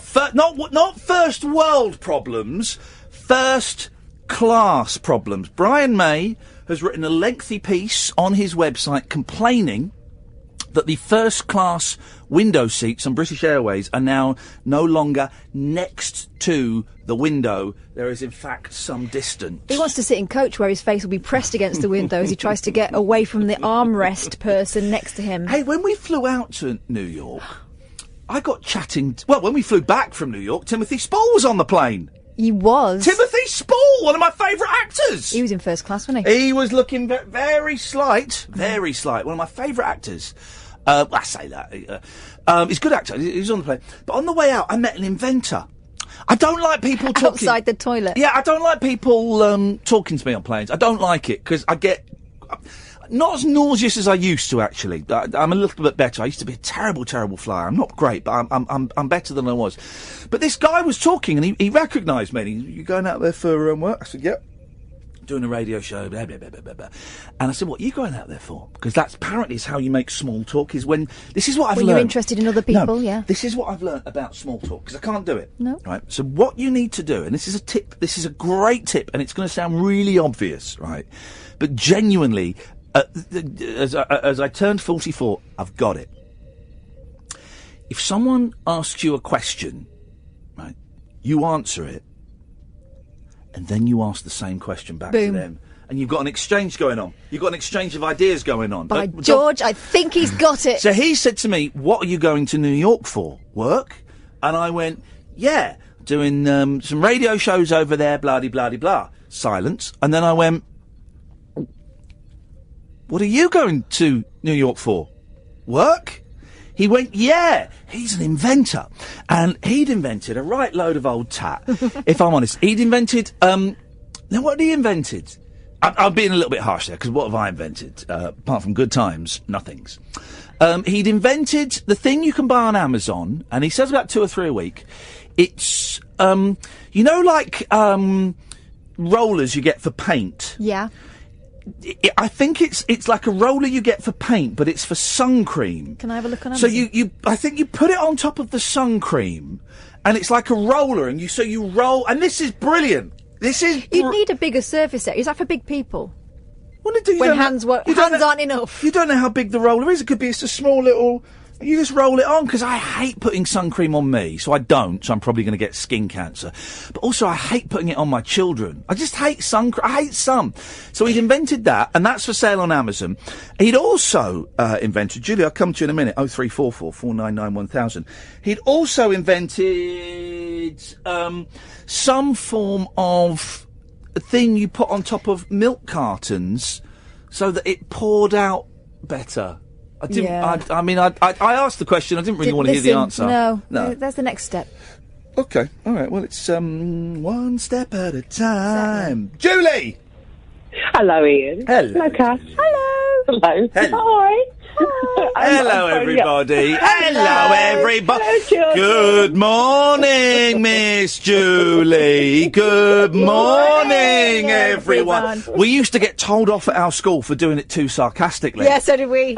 Right, do it again properly. So we do it again, and you try not to do it sarcastically, but it would just say, you've got 250 kids going, good morning, Mr. Collins. Good morning, everyone. We used to get told off for shouting hymns.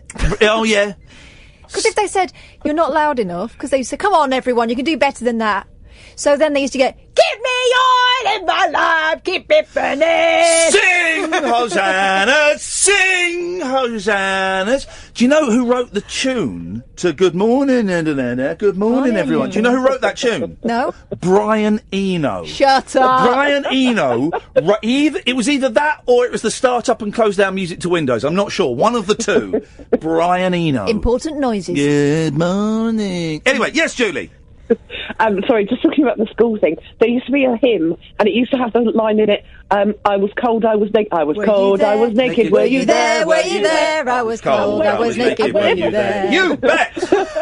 And whenever it was cold and naked, they all used to go silent, because nobody used to want to say it was naked. Yeah, and we used to have hilarity on, they whipped and they stripped and they hung me on high. Yeah, and some clever wags, I've just typed in the name to see if it's libelous, and it probably is, but some clever wags tied that into an MP in the 80s who got caught being stripped and whipped, and so that was very naughty. To be honest, we were just laughing at stripped because it was, nudity again. Yeah, we didn't really know about the whipping. I tell you, here's the thing, right? A lot of the Christian songs, this isn't knocking Christianity at all, right? But a lot of the Christian songs are rubbish, and I'll tell you the ones I mean, and I don't know when these were written, but songs like, dance then wherever you may be, I am the Lord of the dance, said he, and I dance where... It's a rubbish song, it's such a bent song, it's just... What? Do you know that was one of the hits? No, it's awful.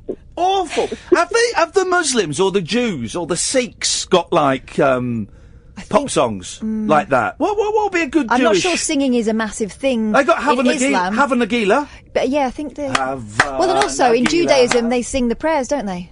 Like where the kids do the lighting of the candles at Hanukkah. But they're all quite old. I wonder if because Lord of the Dance, what was that? There must be like 67. Yeah, it's got to be, and it's got to be in some old head. It was in that book, Come and Praise, with the kids, orange book, and it had Come and kids Praise fits in with a lot of the stories that are in the news today about the Church of England, guys. Unbelievable. Anyway, Julie, before we get into trouble, yes. What have you called in about? I've got an elephant for you. I've got an elephant for you. Go on. My favourite elephant, featured in Rupert the Bear books, and that's Edward Trunk. Edward? Oh, gosh, that's a... Yeah, here we go. You know who owns Rupert the Bear now, don't you? Express newspapers? I love Rupert the Bear. No, Paul McCartney. What? McCartney not only owns the Buddy Holly back catalogue, he owns Rupert the Bear. Is that I hence love the frog Rupert the chorus? Bear. Yeah, that's... Yeah. I don't like Rupert the Bear. I thought it was overly elaborate. Boring. I used to love it, but you used to give you the two different options. You could have the rhyming couplet... Well... or just the boring paragraph at the bottom. Or I used to get Edward the Bear annuals, Rupert the Bear annuals, boring. Julie, thank you very much for that. I was making light of what is actually a horrific story.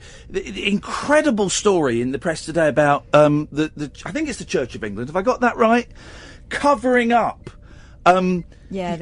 actively covering up decades of abuse. People would go and say, and there's an art. I don't want to say. There's one of the big names in Christianity who's kind of linked to it, and I can't think his name. I don't want to say a name because I don't want to get the wrong name. But it was someone who was the Archbishop of Canterbury, I think, who was told about this particular person who'd been abusing people for decades and didn't report it to the police. And I'm not one of those that say all Catholics are child abusers and all Christians. Of course not, okay? But, you know, we look at, we look at, Islamic extremism and we slag that off and go, we're the Christian terrorists. All right, fine. There are one or two, if you want to kind of pick on that, there are one or two.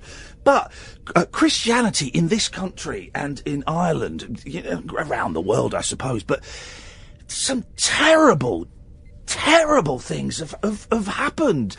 And again, I'm not saying all priests are like it, all Catholic priests, all Christian priests. I'm not saying that at all. And I know that's a really easy kind of gag to go for.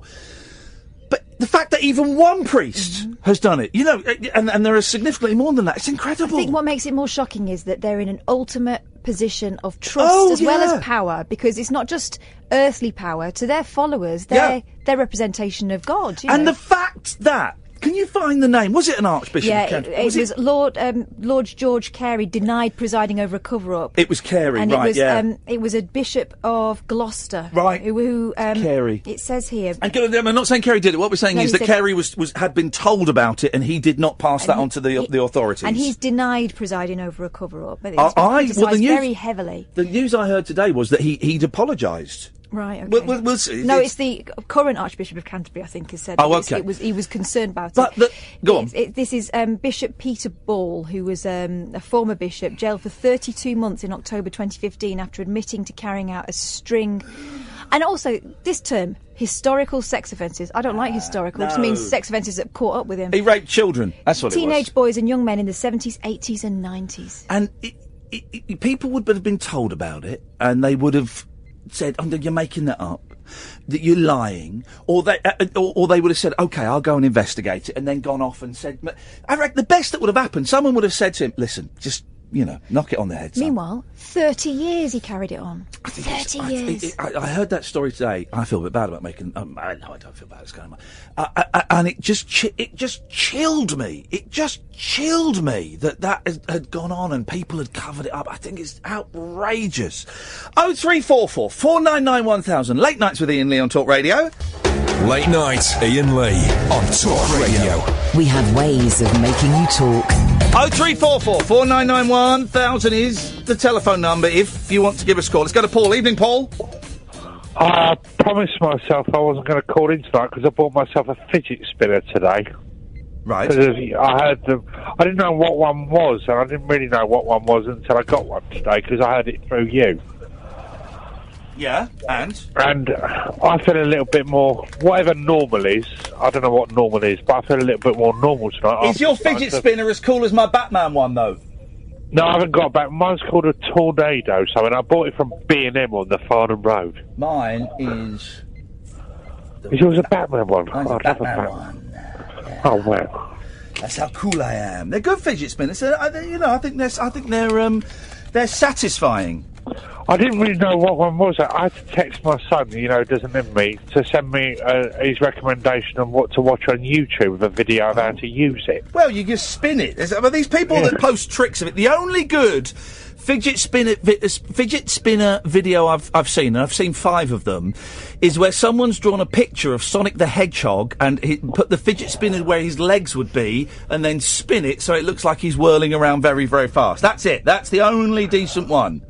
Okay, well, I phoned him for a few reasons tonight anyway, but yes, do I sound a bit more normal today? It's maybe whatever normal is, I don't know what normal is, but... Okay. Anyway, but while I was waiting on the line just now, I'm sitting on my bed with the fidget spinner, and I've got bare feet on.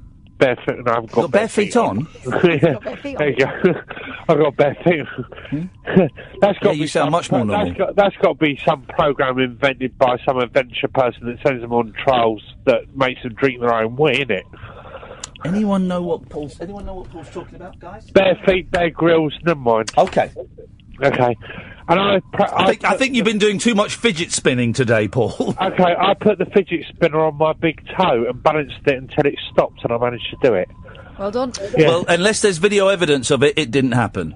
Okay, I did. Well, I managed it while I was waiting. Anyway, I'll say I can name some elephants. Go on then. One in particular is one called Hanno. Now, I have not googled it, but you should remember it because it belonged and was owned by a pope in the 1500s. I think the pope at the time was called Leo something. How the hell are we supposed to know Hamo the elephant? Hanno. Yes, and when it died, because I know of it, because I've got interest in art, I know of it because Raphael, the famous artist, when it died, was hired to draw a picture of it, and the picture to this day is not known where it is. Well, it'd be massive, wouldn't it? Hang on a minute. You don't know where the elephant picture? How do we know it exists? Because I've drawn a giant picture of a tortoise. Yes, but you don't know where it is. But in history, we know. Apparently, they know for a fact that Raphael, the famous artist, Here's was the thing. hired to draw. The thing about history. None of it's facts. None of it is facts. It's all written by the winners. It's written by the winners. It's at best it's fiction. It's a good fiction. History isn't fact. We put together clues and we kind of fill in blanks. And if there's written text, well, it'll be written by the person who was the strongest. Sorry, did I actually use the word fact? Did I use that word? Yes, you did. You did. You did. Okay, I apologise. Okay, but yes, there was an elephant owned by called Hanno by the Pope in 1500 and something that was given to him as a gift. And yeah, that I think you'll find that is true if you want to Google it. Thanks very much indeed.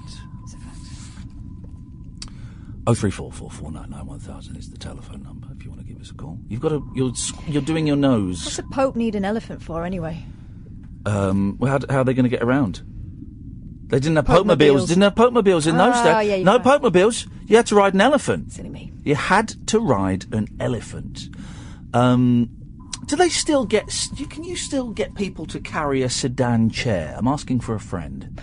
Well, I would think that if... Slaves, I mean.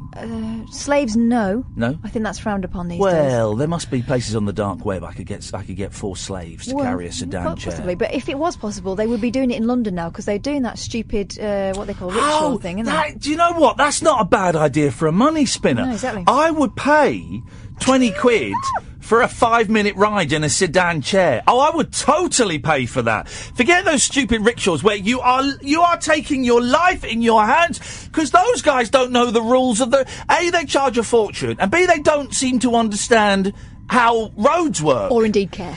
But a sedan chair taking you through Soho, I would pay top dollar. And also, you could tailor it. You could have, like, people dressed up like Elizabethans, people dressed up like flamboyant homosexuals. Forget this. I want... Yeah? Right? So you can have that sedan chair. Yeah. I want the couch, like golden couch on the sticks, like Cleopatra had, so I can lie there. Yeah. Like Lady Muck. Yeah. I'll have one of them. Like Mariah Carey. She likes them. I think we are onto a big money spinner here. I think this could be the one. This could be the one, guys. We've been waiting for a while, and here comes a good idea. 0344 499 1000 is the telephone number if you want to give us a call. Late Nights with Iain Lee on Talk Radio. Late night conversation worth losing sleep over. Iain Lee. On air and off the leash. On Talk Radio. We have ways of making you talk. I don't understand how this show gets no listeners when we're compiling a list of the 20 most famous elephants known to man. So far we have PABA, Nelly, Dumbo, Man, Horton, Elephunk, Welephant, In the Room, and Edward Trunk. Has my computer stopped? What's going on with my computer? Why is going on there? I don't know what's going on there. Let's go to Jonathan. Yes, Jonathan. Hey, Ian. How you doing? I'm doing... Hey! We can officially say this is the most interesting Jonathan that calls the show now. Within seconds. Within seconds. I'm doing very, very well, Jonathan. I want to say, we're talking about elephants still. Yeah, go on. Saying? Yeah. Okay. John Merrick. We've got that as man, yes. Yeah. Do you know where we're from? Sorry? Where he's from, originally. We're not really asking where the elephants are from, but go on.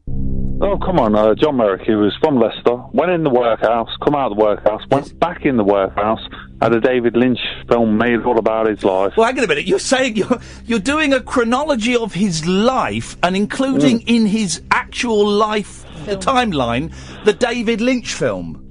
Oh, yeah. You got he was dead. Well, he was dead when that film was made, though, wasn't he? Oh, of course he was. Okay. And, just the way you sold it. Well, I'm just saying, in a way, we need to get a bit of culture into the show right now because it's getting a little bit dry. Sorry, hang on. What? Well, the fact that we mentioned the Elephant Man about an hour ago.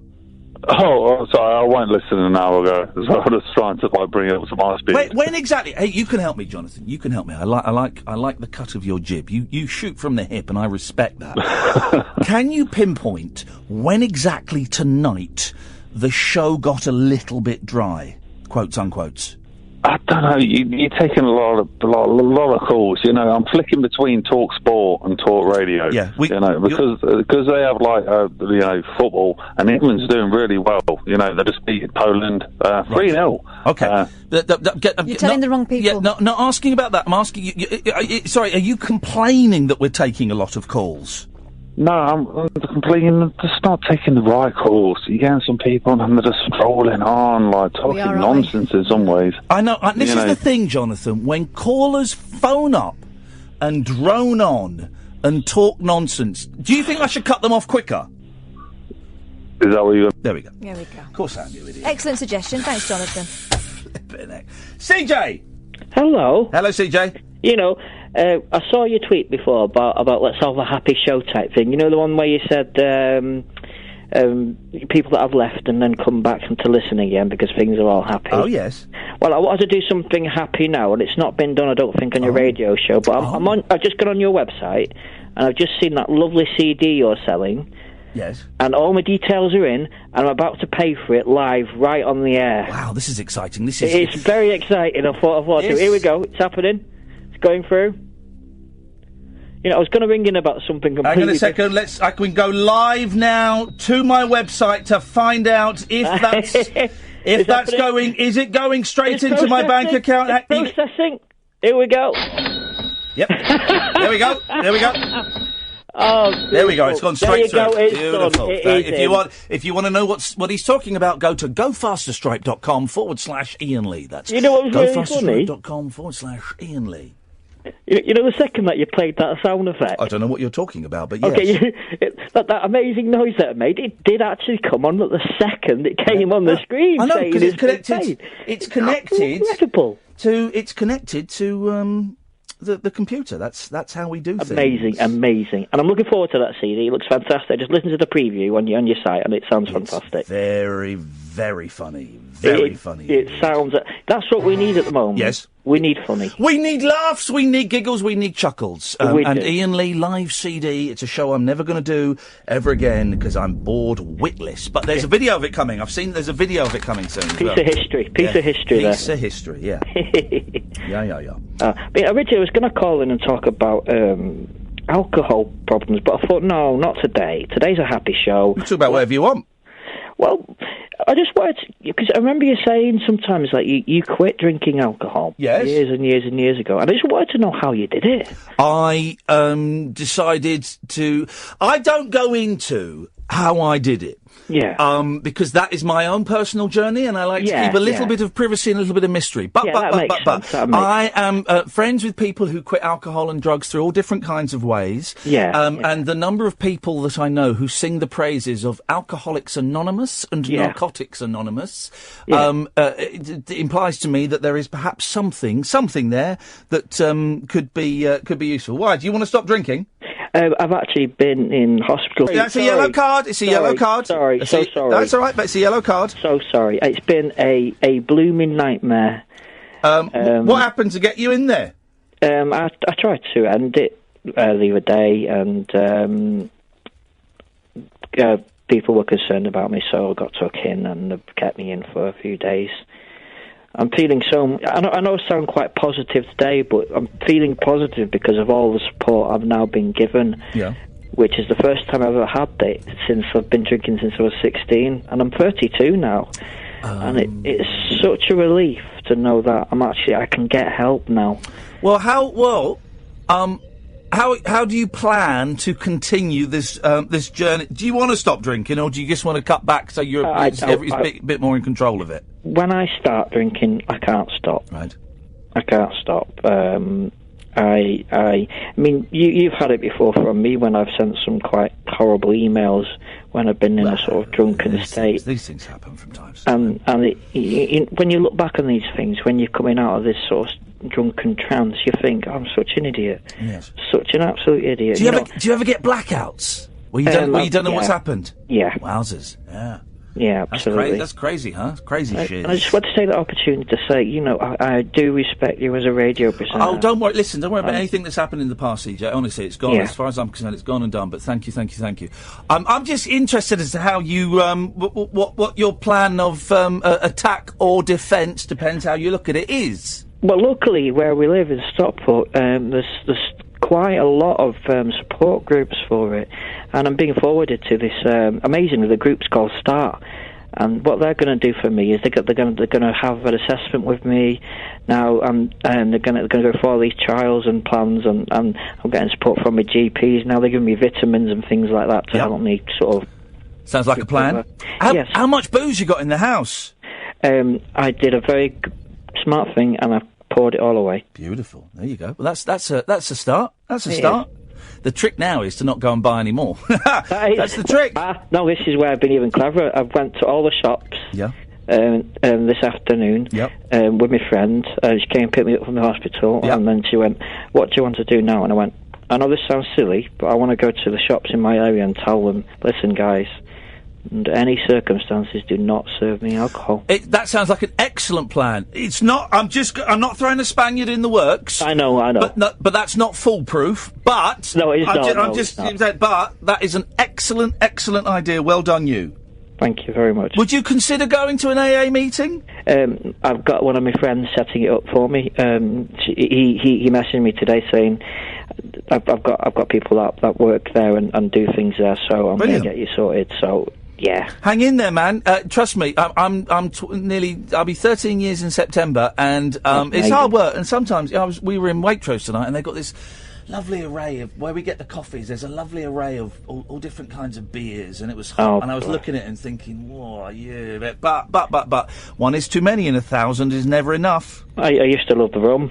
Yeah, well, it's all. Listen, man, good luck with it, CJ. Thank you very, very much, Ian. I'm looking forward to the rest of the show. Up your bum. Cheers. There you go. Yes, Paul. Good evening, Ian. Good evening, Paul. I've got a couple of famous elephants for you. Does anything illustrate what this show does better than those How T-shirt can this show be? By the way, Hiya, Paul. How can this show be being beaten by LBC and 5 Live? This show's being beaten by bloody pirate radio stations in North London that broadcast about 20 blocks. Anyway, go on. What you got? I've got some Elephant and Castle. Yeah, we'll have that. Of course we will. Of course and we will. the famous American singer Harry Belafonte.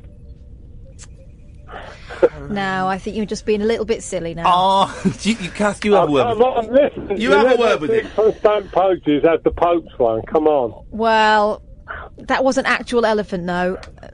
And I think we might be opening the floodgates if we allow you to have it. I like you, Paul. I like you, and I like the fact that you came on and just ploughed straight in there. And I like the fact that you thought you'd try it on a little bit there. But I'm going late at night, man. Come on. It's an Ian. No, Paul, I'm not allowing that. Good night. Thank you very much indeed. And everybody who is suggesting Mr. Snuffleupagus, that ain't an elephant. That ain't an elephant. Well, he's a Snuffleupagus. Yeah. It's not an elephant. You might as well say, woolly mammoth. No, you can't have it. Jonathan. I'm back. Oh, why? Why? Because I've got a few more names for elephants for you. Okay, but you moaned in to complain about callers with dull voices droning on. I thought, go on. Go on. I come from Leicester, so we got Triquassu, and there's Nelly elephant and the rest of the elephants, but the rest of it. But now, seriously, so we're supposed to write this down on a list. The rest of the elephants. Hang on a minute. Are you deliberately? Are you deliberately doing a droning voice now, or is this what you sound like? Oh, that's a yellow card. That's a yellow card, Jonathan. Sorry. I'll be honest. Considering you phoned up to say the show was getting a bit dull, you have been the single worst caller I've taken this year. Do you want to try again? Well, you had the bloke on there earlier talking about his alcohol problems. They're like, hey, we all got them. You telling me, how do we get it up? Do we go to the AA meetings? Do we get it up like that? Or what do we do? Do we just follow the bottle? What? So hang on a minute. You got a problem with booze? Well, of course we have. Well, we all have. Single white male. Come on. Not everybody's got a problem with booze. Some people have a problem with manners. Not everyone's got a problem with booze. Well, what's your problem? You at the moment. No, but what was your problem originally before you got given this job and this voice and whatever? We all know you're going to be sacked recently. So, Jonathan, I don't know why you've called in. No, I'm trying. It's talk radio, isn't it? At the end of the day. You're steaming drunk, aren't you? Not right now. I could be a little bit later, but... How much have you had to drink tonight? How much have you had to drink? Jesus. How much have you had to... And in how many volumes? Well, I like to mix it up a little bit, you know, but we all have problems. Jonathan, how much have you had to drink tonight? Compared to... No. How much have you had to drink tonight? Is this my meeting? Is this the AA meeting? It's talk radio. We're here to talk. You reminded me of that, and I'm glad you did, otherwise we'd have carried on talking about elephants from Leicester. Exactly. How much you had to drink tonight? White elephants, yeah, that's saying. How much have you had to drink tonight? Not enough, apparently, but come on. Hey, it's talk radio, we're here to talk. Come on, Ian. Where you been? You reached the bottom of the barrel. Come on, where you been from? How do you know when you've, reached the bottom? What is that level? Different for everybody, isn't it? No, but how do we get through it? Everyone that says cannabis is illegal, heroin is illegal, cocaine is illegal. Can I tell you something? Alcohol is the best drug going. We see adverts everywhere for alcohol. May I speak honestly? If you can. Oh, I can. Can you hear honestly and honesty? I don't know. Shall we try it? Shall we try it? I'll speak honestly. You try and hear honesty. You going to sleep honestly? I haven't got a clue what you're talking about. You're slurring, you're rambling, you're talking nonsense, you're all over the place. And I feel sorry for you. Late night tour radio, isn't it? Though? No, it's not. No, it's not. Okay, let's go for it. Come on. I've just done it. I've just spoken honestly, and I didn't think you heard it. In what way?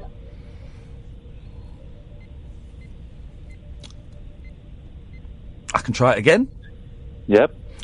I haven't got a clue what you're talking about. You're slurring, you're rambling, you're talking nonsense. And how can I help you?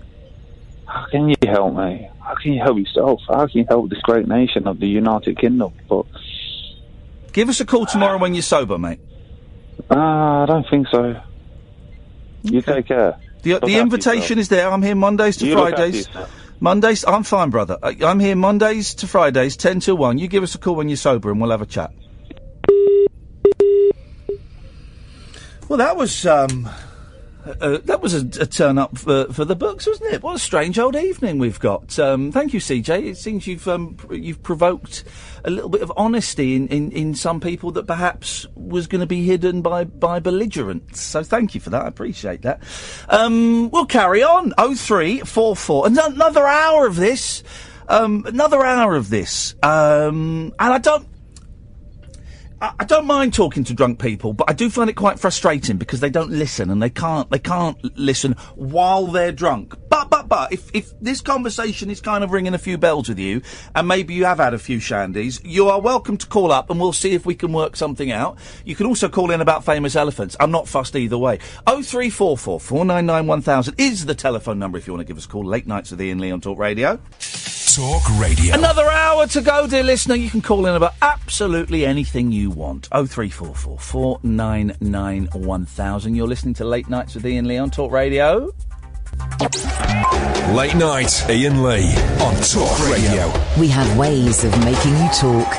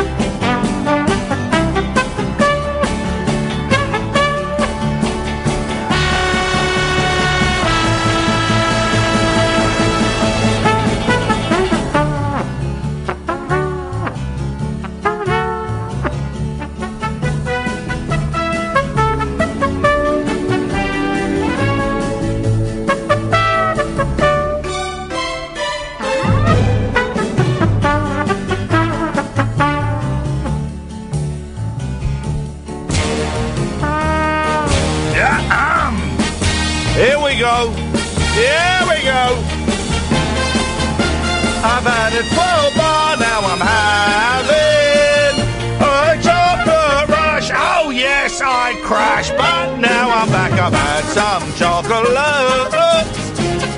Hey, yeah, I've had some chocolate, guys. Let's dive straight into the last hour of the most unlistened to radio show being broadcast at the moment. Good evening, Clive. Hello, Ian, are you alright? It sounds very damp where you are, Clive. Wagwan. I'm in the hospital bathroom. I'm stuck in the bath. Hey, that's an unpleasant image for everybody concerned. My hips are stuck on the side. Oh. And there's no Vaseline or moisturiser. Do you not have any butter to hand? Yes. I've tried. I don't want to touch the water. It's got a very funny colour. Yes. And it smells of cheesy mackerel. Isn't it? Can I ask, Clive, to one side, and stand easy, I'll come to you soon, and while I'm talking, I'm thinking of how we can get you out of that bath. Catherine, I'm going to ask you a question that's really unpleasant. Go on. It's a question. As usual. It's about bodies. Go on. What is pus? What is pus? What is pus? Where does it come from? I think what it is, you know how you got, like, sebum and... Sorry? Yeah, like the oil... No, it's called semen. No, I don't have that. Right. But in your skin, you have stuff called sebum. It's like an oil. What are you and water. Just stand easy, Clive. I'm thinking of a way to help you. If that becomes infected... Oh, God. Okay. Sounds like an orca. Stand easy, Clive. I'm thinking... If that becomes infected, I think it turns into pus. Your semen turns... Sebum. Wait there. There's a doctor just come in. Okay. Just a second. I don't Hello, see any doctor. bums. Doctor, can you help me? I'm stuck. Clive, what we're going to do is Oh, my God. Oh, no, I think you may have just dropped the phone in the bath there. Good evening, Ray. Good evening. Should have told him not to stay in too long, because it will shrivel and go wrinkled. Exactly. Anyway, Hannah, bless her, has thought of a great elephant. Yes. Right, Nunu. Where's my pen? The middle of my pen's gone. I've just gone to write. Have that. Who is Lulu the elephant? I don't know that one. Oh, you do? No, it's Nunu. N-O-O-N-O-O. Moo-moo? Nunu. N for November. Noo-moo.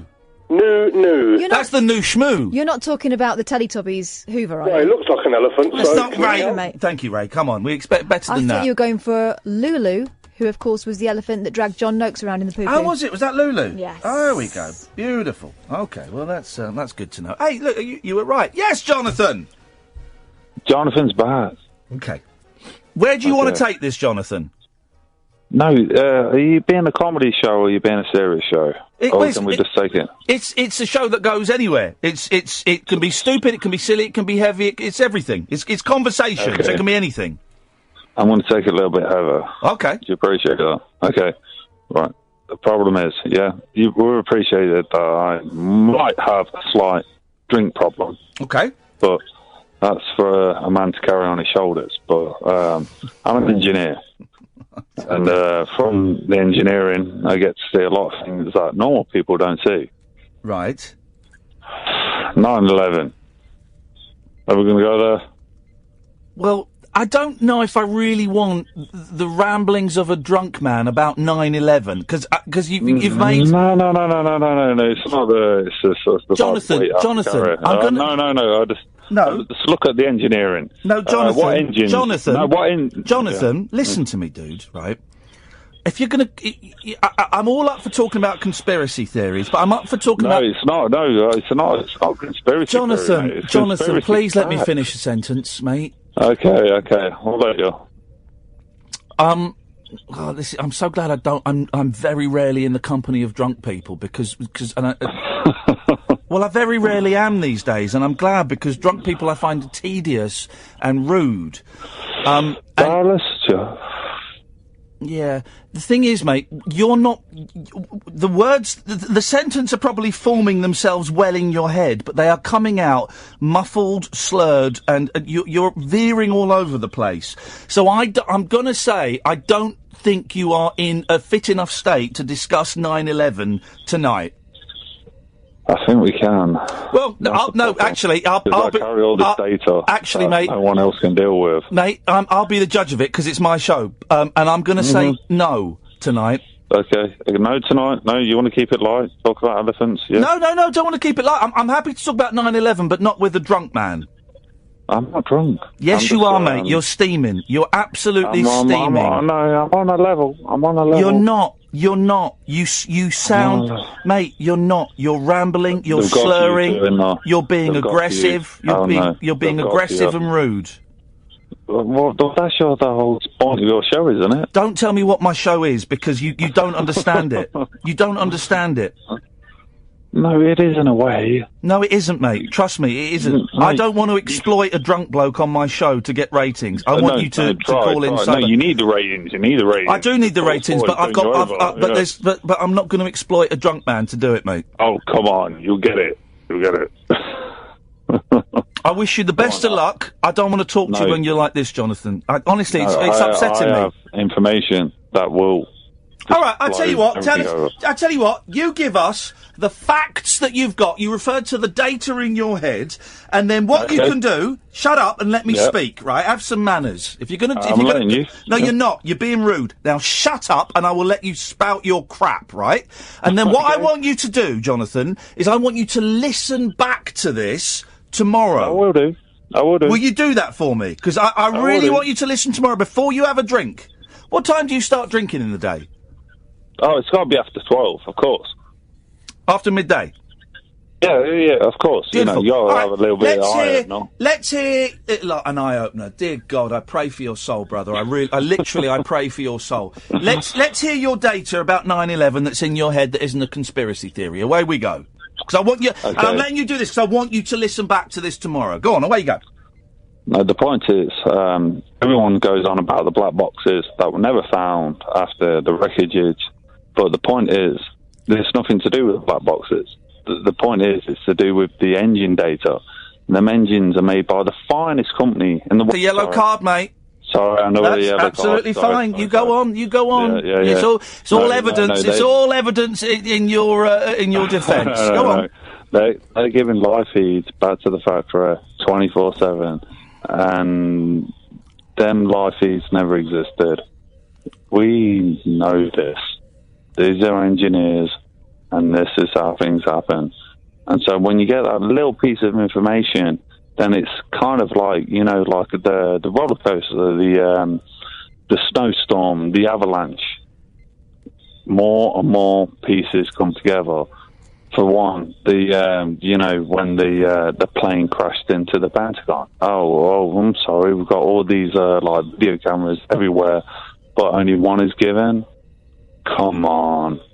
Everyone knows, but we live in this perpetual lie that no one dares to take on the establishment. Now we've got Donald Trump. I'm raising an air of Reagan, for God's sake. Ronald Reagan. And now we've got Trump. And it just seems...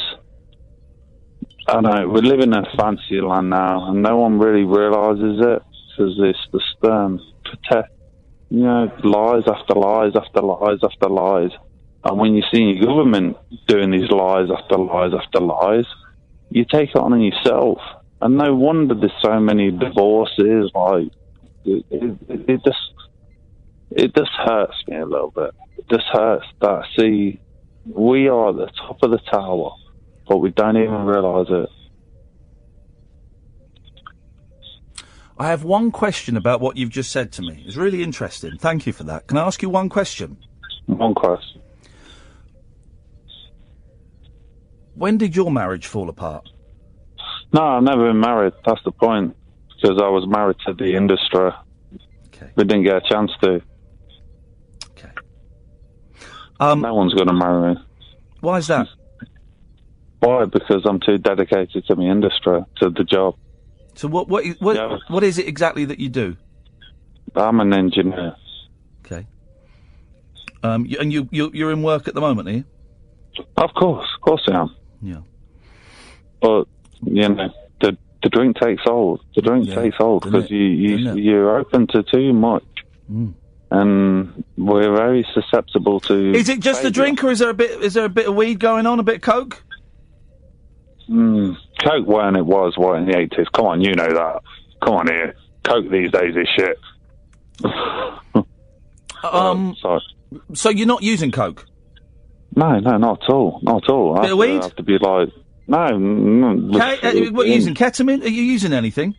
No, not at all. It's illegal. It's tobacco and alcohol. Tobacco and alcohol all day long. That's how you do the business meeting. Can I tell you what I got? Can I tell you what I got from what you that little monologue you did? Can I tell you what I got? Okay. I feel really sorry for you, man. I've been there. I hope you manage. How did you get through it, though? How did you get through it? Because you from what I gather through these conversations, you've had alcohol problems. Everyone's had alcohol problems. No, they haven't. How'd you get through it? First of all, you're mistaken. Not everyone has had alcohol problems. There are some people... Get this, Jonathan. This is going to blow your mind. There are some people that can open a bottle of wine have a glass of it, and put the wine back in the fridge and not touch it again until the next weekend. Imagine that. Can you imagine that? I can't comprehend that. Red. I won't put red back in the fridge. Well, wherever. I can't comprehend that. I can't comprehend opening the fridge and there being half a bottle of wine from last week. I can't understand that. Why would you not want to finish the bottle of wine? Exactly. No, where did it come from? So there are some people. There are some people, Jonathan, that for whom alcohol is not a problem. They can have one and they can put the rest away. They can leave half a pint of beer if they feel full up. Imagine leaving half a pint of beer. Well, that guy didn't even leave half his pint when he got attacked by a terrorist. This is the. We're not talking about him though. We're talking about us. I could never leave half a pint of beer. I couldn't leave half a pint of beer. And when it got to close, remember, it's such a long time since I've been in the pub, but you get last orders. So instead of going and getting another pint, don't exist these days. Last orders does not exist these days. Instead of getting, I haven't been in the pub for years. Instead of getting a last pint in last orders, I'd buy 3 pints and 5 shots. Imagine that. Imagine that in last orders. You made me feel really sad, Jonathan, and I hope you listen back. I really hope you do. I hope you do all right from this and you're not getting the sack soon. Don't worry about me. I'm fine, man. It'll be fine. It's always been fine for me. I'm clean and sober. That's the main thing. Not saying that to sound arrogant. I'm saying it as inspiration. No, it's good, man. It's good. But we all know how we're controlled. Do you live in London? Sorry, I missed that. Do you live in London? Sorry. No. No, but the control system, Talk Sport and all that, Talk Radio, it's all based in London, isn't it? Okay, yes. Yeah, so we know that that's like the epicentre of the country, in a way. Well, it's the capital of the country, yeah. It's more than that, though, isn't it? It's the capital of the world in some respects. No. Really? I just realised I've just caught myself trying to have a rational conversation with someone who is being irrational. Exactly. Trapped you. There you go. Jonathan, Good night, you're breaking. Thank you. Jonathan, you're breaking my heart. I genuinely. No, you are. I feel really. You're making me feel 2 things. You're making me feel gratitude that I'm not where you are anymore. And you've really reminded me why I don't drink and why I don't take drugs anymore. So thank you. But also, I'm going to go home and I'm going to feel very, very sad for you tonight. And all the other souls. How old are you, Ian? How old are you, Ian? I'm 44. 44? When did you break free of it? Can I just get that? 13 years. How old are you? It was 13 years ago, so I was 31. 30, what was your trigger, though, that made you break free from it? What was my trigger? Yeah, because in myself, I'm always waiting for that thing that, you just like... You're waiting for your rock bottom? Does it have to be rock bottom, or does it have to be the middle? It has to be rock bottom. But everyone's rock bottom is different. What was your rock bottom, Ian? Do you know what? It's too personal for me to share, but I will tell you that it got so painful that it had to stop. It hurt. What was your weapon of choice, though? What alcohol was you drinking at the time? Again, I don't really want to go into the specifics of it, because I don't think it's relevant. I don't think, the drugs and the drink that I was using, I don't think they're relevant. It's all the same thing. Okay, they all mashed up into one at the time, yeah. It doesn't matter what it is. Doesn't matter. Was it spirits, or was it like... Doesn't matter. Doesn't matter. It brought me to my knees. Cocaine, yeah. Well, I didn't say that, but whatever it was... Yeah, I can apply it, yeah. It was cocaine, wasn't it? Yeah. If that's what you want to think, man, then that's that's great. But whatever it was, it brought me to my knees. Jonathan... In what way? Jonathan, financially, or my story is irrelevant. But the only relevant part of it is I couldn't stop, but then I managed to stop, and I haven't touched a drink or a drug for nearly 13 years. And since then, my career has flourished. I've got married. I've had kids. I've got cash in the bank, and I don't look like death. And I don't send out... I never used to phone up people when I was drunk, but I would send emails. I would email people when I was... That's the worst thing. The horror email, yeah. I wish you the very best of luck, Yeah, it's been good talking to you, Ian. It's been good. Okay. Thank you. Okay. Thank you. Take care, pal. I will. You too, man. Thank you. Goodbye. Oh, that's the saddest thing, man, isn't it? That's the saddest, oh, God, it's so sad. It's sad, isn't it? That is a lost... That is a lost soul. He won't. I don't think he will. Well, listen, I think we should give out the Alcoholics Anonymous helpline. We will do. Let us have a little break, and then we'll dig it out. But I know that the AA isn't for everybody, but we will do it. Ray and Dan, stay there. Come to you after this. Late night Iain Lee.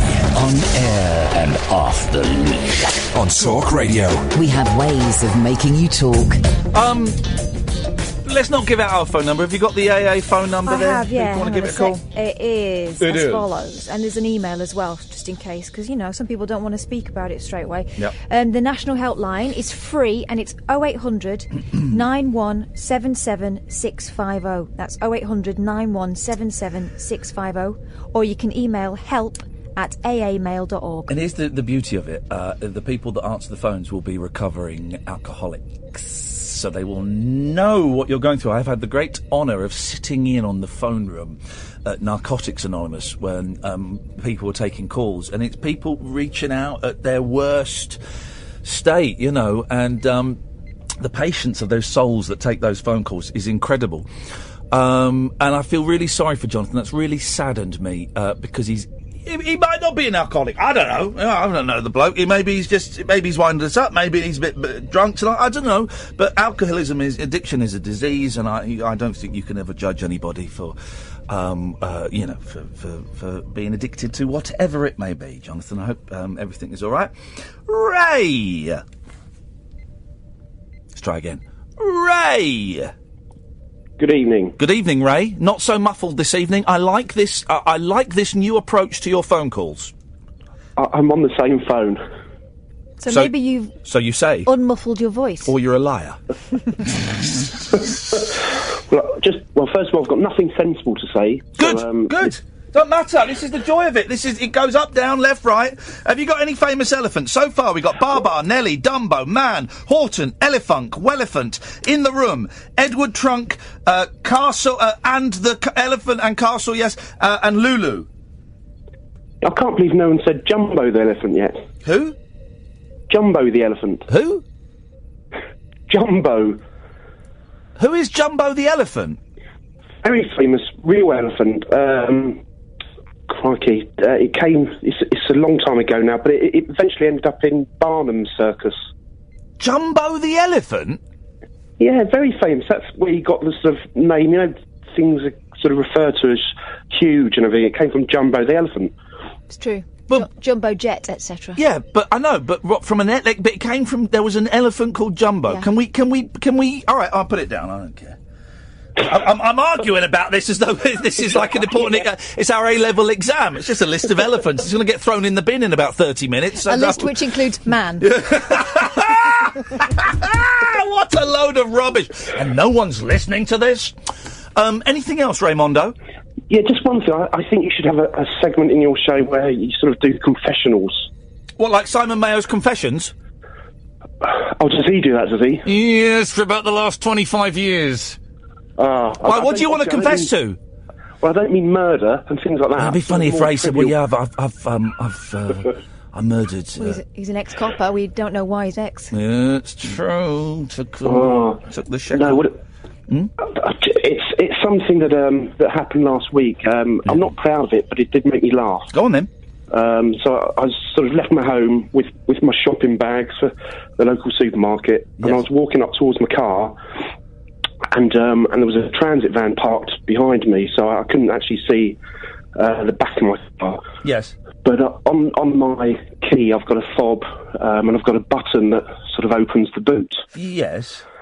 So I pressed that because I wanted to put the bags in the boot, and it opened. But then as I sort of came into view of the car, I saw this cat going up the back of my rear windscreen because he'd been asleep on the top of the boot. Oh, so he slipped in? Was he inside? Hang on, did he get inside the car? No. So he'd been asleep on the back of the car on the boot. And it flipped him up. But obviously, because I opened it remotely, he sort of flew off up the sort of rear windscreen. Yeah. Eventually landed. Made me laugh, but the look he gave me. So you want to do a phoning? Your phoning isn't confessions. Your phoning is, when have you been cruel to animals? No, I wasn't deliberately cruel to it. And laughed about it. Yeah, when have you been deliberately cruel to animals and laughed about it? 0344 499 1000. Does that sound about right? Right? Have I got the measure of it?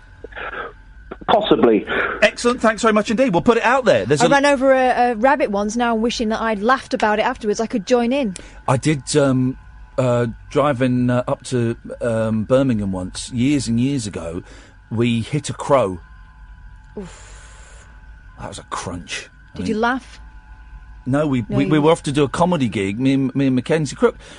And we took it as a really bad omen. We were really into our omens at the time. Omens? Omens, yeah. Wow. What? Why'd you say it like that? Because that's the word. Omen? The Omen. What's that film? The Omen. Yeah, what's that film where with Gregory Peck? Yeah, The Omen. You are the child of God, of Satan! With the boy who's Damien. The Omen. The Omen. No. Yes? How do you spell it? O-M. Yeah. N. Yeah, and how do you say that? Omen. The Omen. No. I'm saying the same thing as you. No, but you're saying it wrong. I'm not saying it wrong, I'm saying the Omen! Stop it. What? Stop saying men. It's the Omen. Omen. The Omen 1, the Omen 2, the Omen 3, the Omen... the book's got to, like, Omen 7. Omen. Do you remember the U-Men? No, I don't. They were on Jigsaw. Sylvester McCoy and someone else. Were they like... No. They have long noses? No, that was Mr. Nosybonk. Oh. But if you said 6 words that had the oo sound in, they would appear. Oh, I don't like that. No, but the Omen... No. Yeah. Let's go to Dan. Evening, Dan. It's Rupert again. I'm sorry, Ian. Sorry, you should say it on the screen. Yes, Rupert. The Omen. The High Men. What? Oh. Yeah. Ian. Yes. I want some clarity of the situation here. Yes. You're not drunk as well, are you, sir? Well, it is late at night here, Ian. Yes, isn't it? Where are you, sir? I'm a little bit jet-lagged. You're jet-lagged? Very nice. Jet-lagged. Jet-lagged. He's Australian, not New Zealand. He's jet-lagged. Okay. Jet-lagged. No, I'm a busy man, Kath. I'm your boss. Show some respect. I think Mr. Murdoch has had a few too many Fosters tonight. Listen to him. It's all over the shop. I drink the Castlemaine 4X. I thank you very much. And yes, we go. That's great stuff. Okay, yeah. Now, contract negotiations, Ian. Yes, I know they're sir! playing on your mind. They are, sir! Now, I need to tell you some things here. Yeah? Ratings aren't good, but I'm not a man who concentrates on ratings. On ratings? Right. On ratings. Yes, sir. If you remember, I used to own a channel called Sky Scottish. Did you really? I did. It broadcast on Sky to Scotland only. Wow. For 2 hours a night. I'd like to watch that. It was a great channel, Ian. I bet it was. I closed it down, obviously. It made no money. I wasn't that interested in it. But I've been thinking, I bought this station, this network of stations. I didn't just buy a slightly soiled brand that was abandoned 10 years earlier. No, yes. I bought a series of buildings. I bought the people in that building. Yes. Do you know what those people in that building do? I'm not really sure what on earth you're talking about, but I'm going to... Yeah, you continue. Right now, you're at a disc. What? You're speaking into a I'm microphone. not there's no discs. Ian, what, do you mean we're like talking contracts. A discus? Do you mean records? A discus. There's no discus. Hibiscus. Hibiscus? Hibiscus. Yes.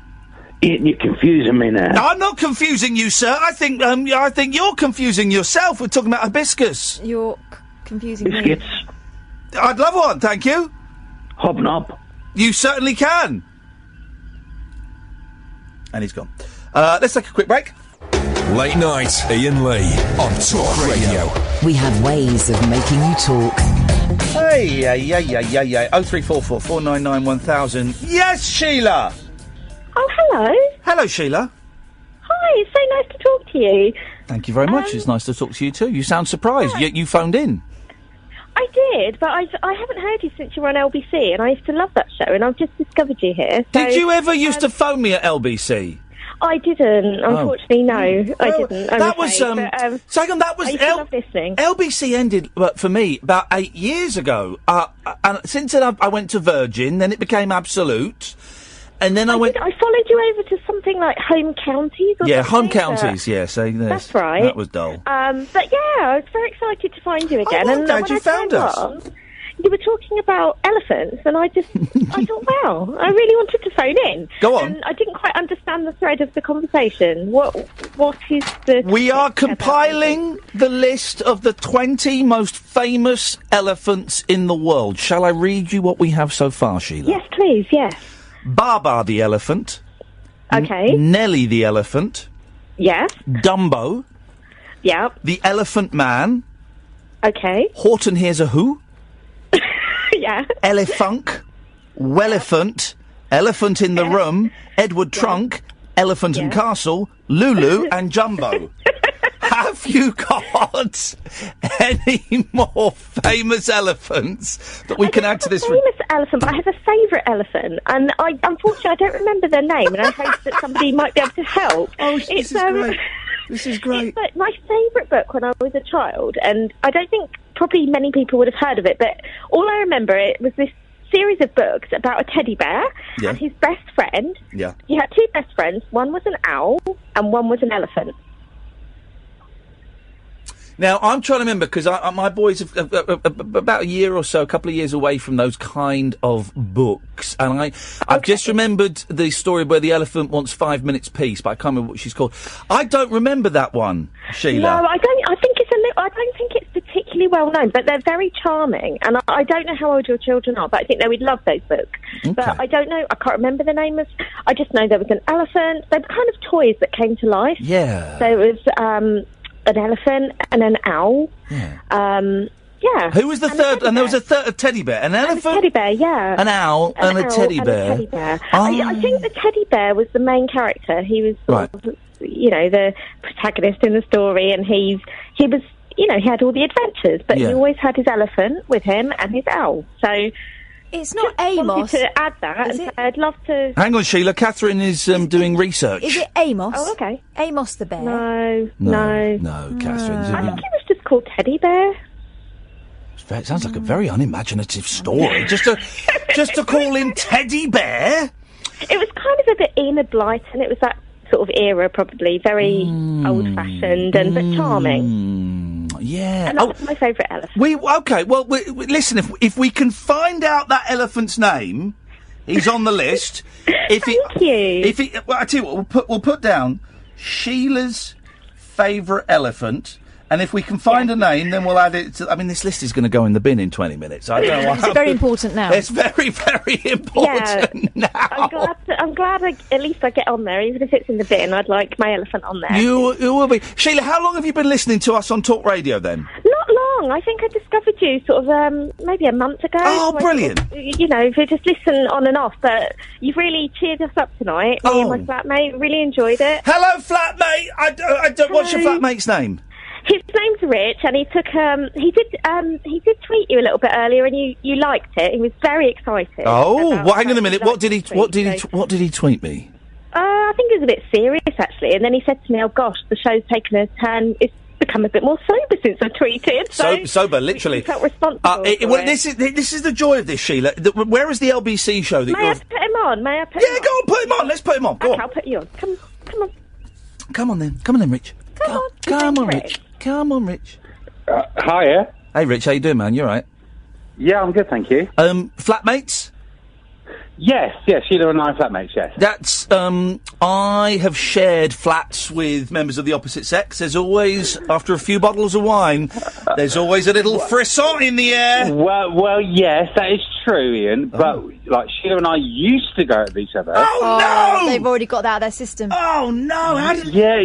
Yeah, we've got it. I know it'd be brilliant if we can get it on, but it's not happening. That came... How does that work, then? Because I can't imagine... I don't talk to any of my exes. Actually, there are a couple of exceptions, but not many. How does that work, then? You living together? Well, no, we don't live together. No, I don't mean as man and wife, but sharing a flat. Well, no, we don't share the flat. I'm just here all the time, basically, because I'm basically a hobo. Oh wow, okay, wow. So you're flatmates, but you don't live there. I like your style, Rich. Yeah, it's kind of classy, Kind of like, Well, what did you tweet me that I liked? Oh, I read your blog about when. This is going to be sad now because it's about when you had depression. Yeah. Yeah, I did see that. That was about an hour ago or so. Yes. That's correct. Yeah. Oh, nice one. Wait, do you have? Does the black dog come and visit you? Oh, all the time. Yeah. How are you dealing with it?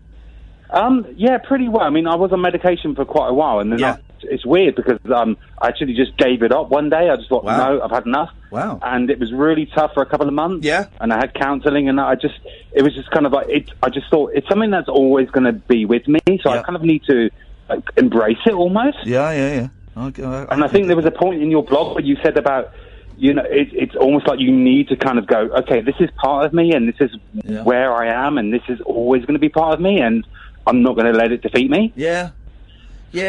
I think we probably need to go back to talking about elephants, actually. No. Listen, this is the thing. This is what I was going to say to Sheila, but she put you on.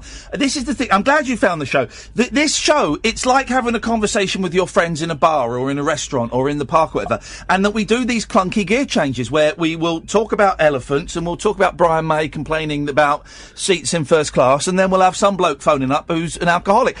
We happily veer from, the light into the shade, and it goes all over the place, because that's kind of what conversation is, I think. It's you will talk about something, an act of terrorism that is horrific, and then you'll talk about a film that I'm going to say Pink Cadillac starring Clint Eastwood. I don't know why, but that's just popped into my head. We talk rubbish is what I'm trying to say, Rich, and I think you've got that from that monologue there. No, absolutely, and it's the rich tapestry of life, and it's brilliant, and that's why I love it. I mean, as Sheila did, Sheila and I used to both listen to you on LBC when you were on Sunday evenings, and we remember the show. Specifically the show when you just let everyone who was on the show just talk to each other. Yeah. It was a call straight to air. It was fun. And you didn't say a word, and it was brilliant. Do you know what was funny? We used to do, for those who don't know, years ago on the other station that's now closed down, we used to, on Sunday nights, me and my producer Chris would go in and we'd just open the switchboards, and Chris would sit in the studio and we'd put all the calls through.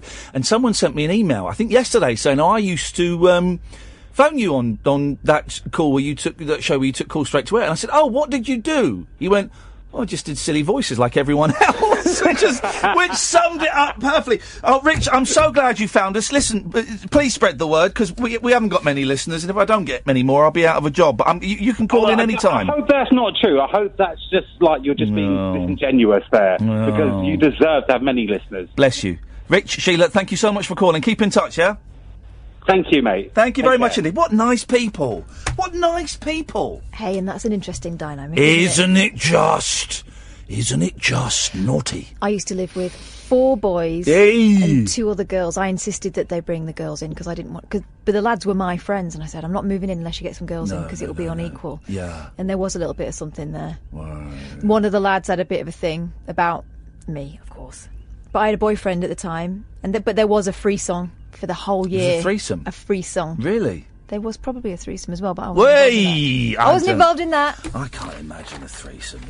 Right, Someone's going to be pretending that they're interested, aren't they? Here's the thing, right? So a threesome. It's me and 2 girls, right? Well, that's a lot of pressure. I couldn't handle it. Also, if you're one of the girls, I've thought about this, if you're one of the girls... You'll be left out. You'll be left out, or you're going to have to, I don't know, the equivalent of a sexy twiddling your thumbs. Well, twiddling your... Yeah. But, or it's 2 blokes and a girl. Well... Again... What happens if when he fires off, it lands on me? What if it goes in my mouth? Oh, God. It just doesn't bear thinking about, but now you're thinking about it. 0344 499 1000, Late Nights with Iain Lee on Talk Radio. The wild man of late night radio is back. Iain Lee on Talk Radio. We have ways of making you talk. We've got exactly 9 minutes and 50 seconds, so let's rattle through these calls. Good evening, William! Hi, guys. I just thought I'd raise the standard a little. Please do! About all that innuendo. I'm going to add to your elephant count significantly here. Okay, where you go, sir. What have you got? Okay. I love the elephant confidence this man is displaying. Wonderful. Honestly. I hope you've got enough room at the bottom of your sheet of paper here. Yeah, Stop tantalising us. He said sheet. Yeah, go on. Scottish accent that makes it sound like a swear. Firstly, Emily Elephant, followed by... Hang on, hang on a minute. You're saying this like we know who this woman Who is Emily Elephant? I'm sure you two know who this is. Emily Elephant and Edmund Elephant. Peppa Pig. Oh, Peppa Pig. Never really got into Peppa And Pig. we also... was it Emily and Edna? Edmund. Edmund, okay. Edmund. Yeah.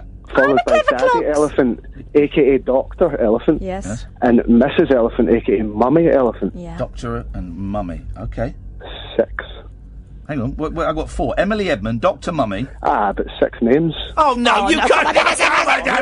I want to raise the standard by cheating and claiming 2 elephants twice. That's like saying Ian is 2 different people. Outrageous, William. That's outrageous behaviour. That's right. You came up with such confidence, arrogance,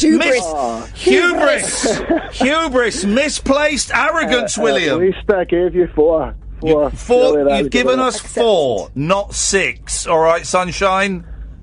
Thank you for calling, William. I can't believe it. Incredible. A cheek. I'm tempted to strike them from the record. I admire his chutzpah. Yay. Martin! Martin! Yeah. Hello, Ian, mate. Hello, Martin Smith. No, it's mine, Forrester. Sorry. Hello, Martin Forrester. How's it going, mate? Hey. Yeah. What you got for us, elephants. Martin? Elephants. Yes. Yeah, I was just got home from work. Yeah. And I was watching YouTube, and I come across an Ollie Reed interview. Yeah. With Parkinson. And he just brought out that Second World War blooming film. I think it was Hannibal Brooks. Yeah. And they had an elephant on it leading it across the Alps. It was called Lucy. I love the way you're telling this story. It's brilliant. I've got no Slow idea where release. it's going. It's delicious.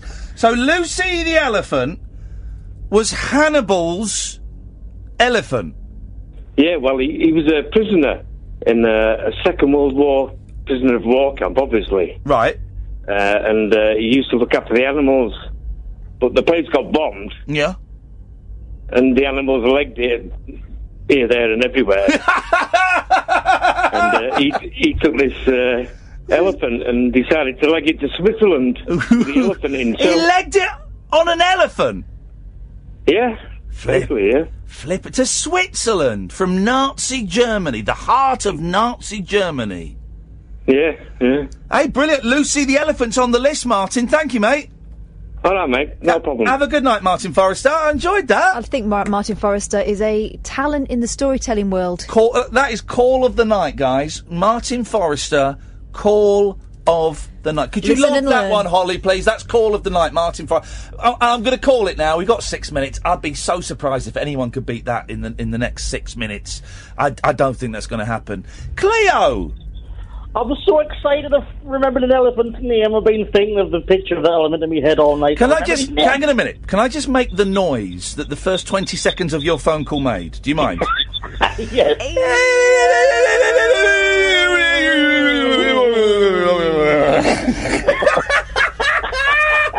It's like sliding down an elephant's trunk.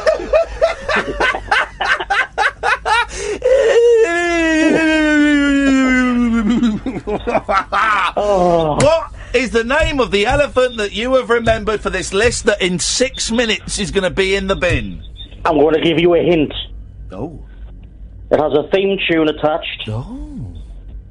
Well, that's the red... Banana Splits. Is it Snorky? No. Porky's 2, The Revenge. The Paul and Banana Split. It's called Drooper. Glooper? Drooper, as in droopy. Drooper. Was it actually an elephant? Yes. It was an acid trip to Elizabeth. It was of its box. Droopy. With shade. Drooper. Drooper. Yeah. Drooper the elephant. I've been tormenting myself all night. I've resisted Google. Good. Excuse me. The reason you've She's about to destroy you. Unfortunately, Oh, no. I'm sad to tell you, Drooper was a lion. And Snorky was the elephant. Gonna have to cut you off, mate. Yeah, you've embarrassed yourself enough. You have embarrassed yourself enough. But Catherine, since when did you start using Google on this show. It is banned. Since Cleo came on and started talking bullshine, and I just thought, hang on a minute. I'm sure it was called Snorky. I used to love that, but it was quite disturbing, wasn't it, Banana Splits? Don't really remember it. There was an English version. Animal Quackers. Bungo, Rory, Twang and Boots. What? Bungo, Rory, Twang and Boots. What? Rory, tell us a story. Rory, tell us a story. I think I went to see the Animal Quackers live in concert. I'm sure I saw the Animal Quackers were the British equivalent of the Banana Splits. They were good, the Animal Quackers. In fact, I had the Animal Quackers album. I will allow you to Google the Animal Quackers so you can see what they look like. It might ring a bell. Hang on, is the Animal Quackers doing Lucy in the Sky with Diamonds? Hang on a minute. Flippin' heck! What the hell? I didn't know they did, like, psychedelic stuff. Here we go. Do you believe in rock and roll? This is the theme tune. This isn't... I remember then, that scary lion. Yeah. That's or is Rory. it a wolf? What is it? Here we come to Parkland, here we come to Parkland. Wow. Animal quackers, Bungo, Rory, Twang and Boots. Animal quackers, Bongo. Oh, it's horrible. This is incredible. Here we go. Imagine this was a kids' show in the 70s. We don't normally... Explains a lot.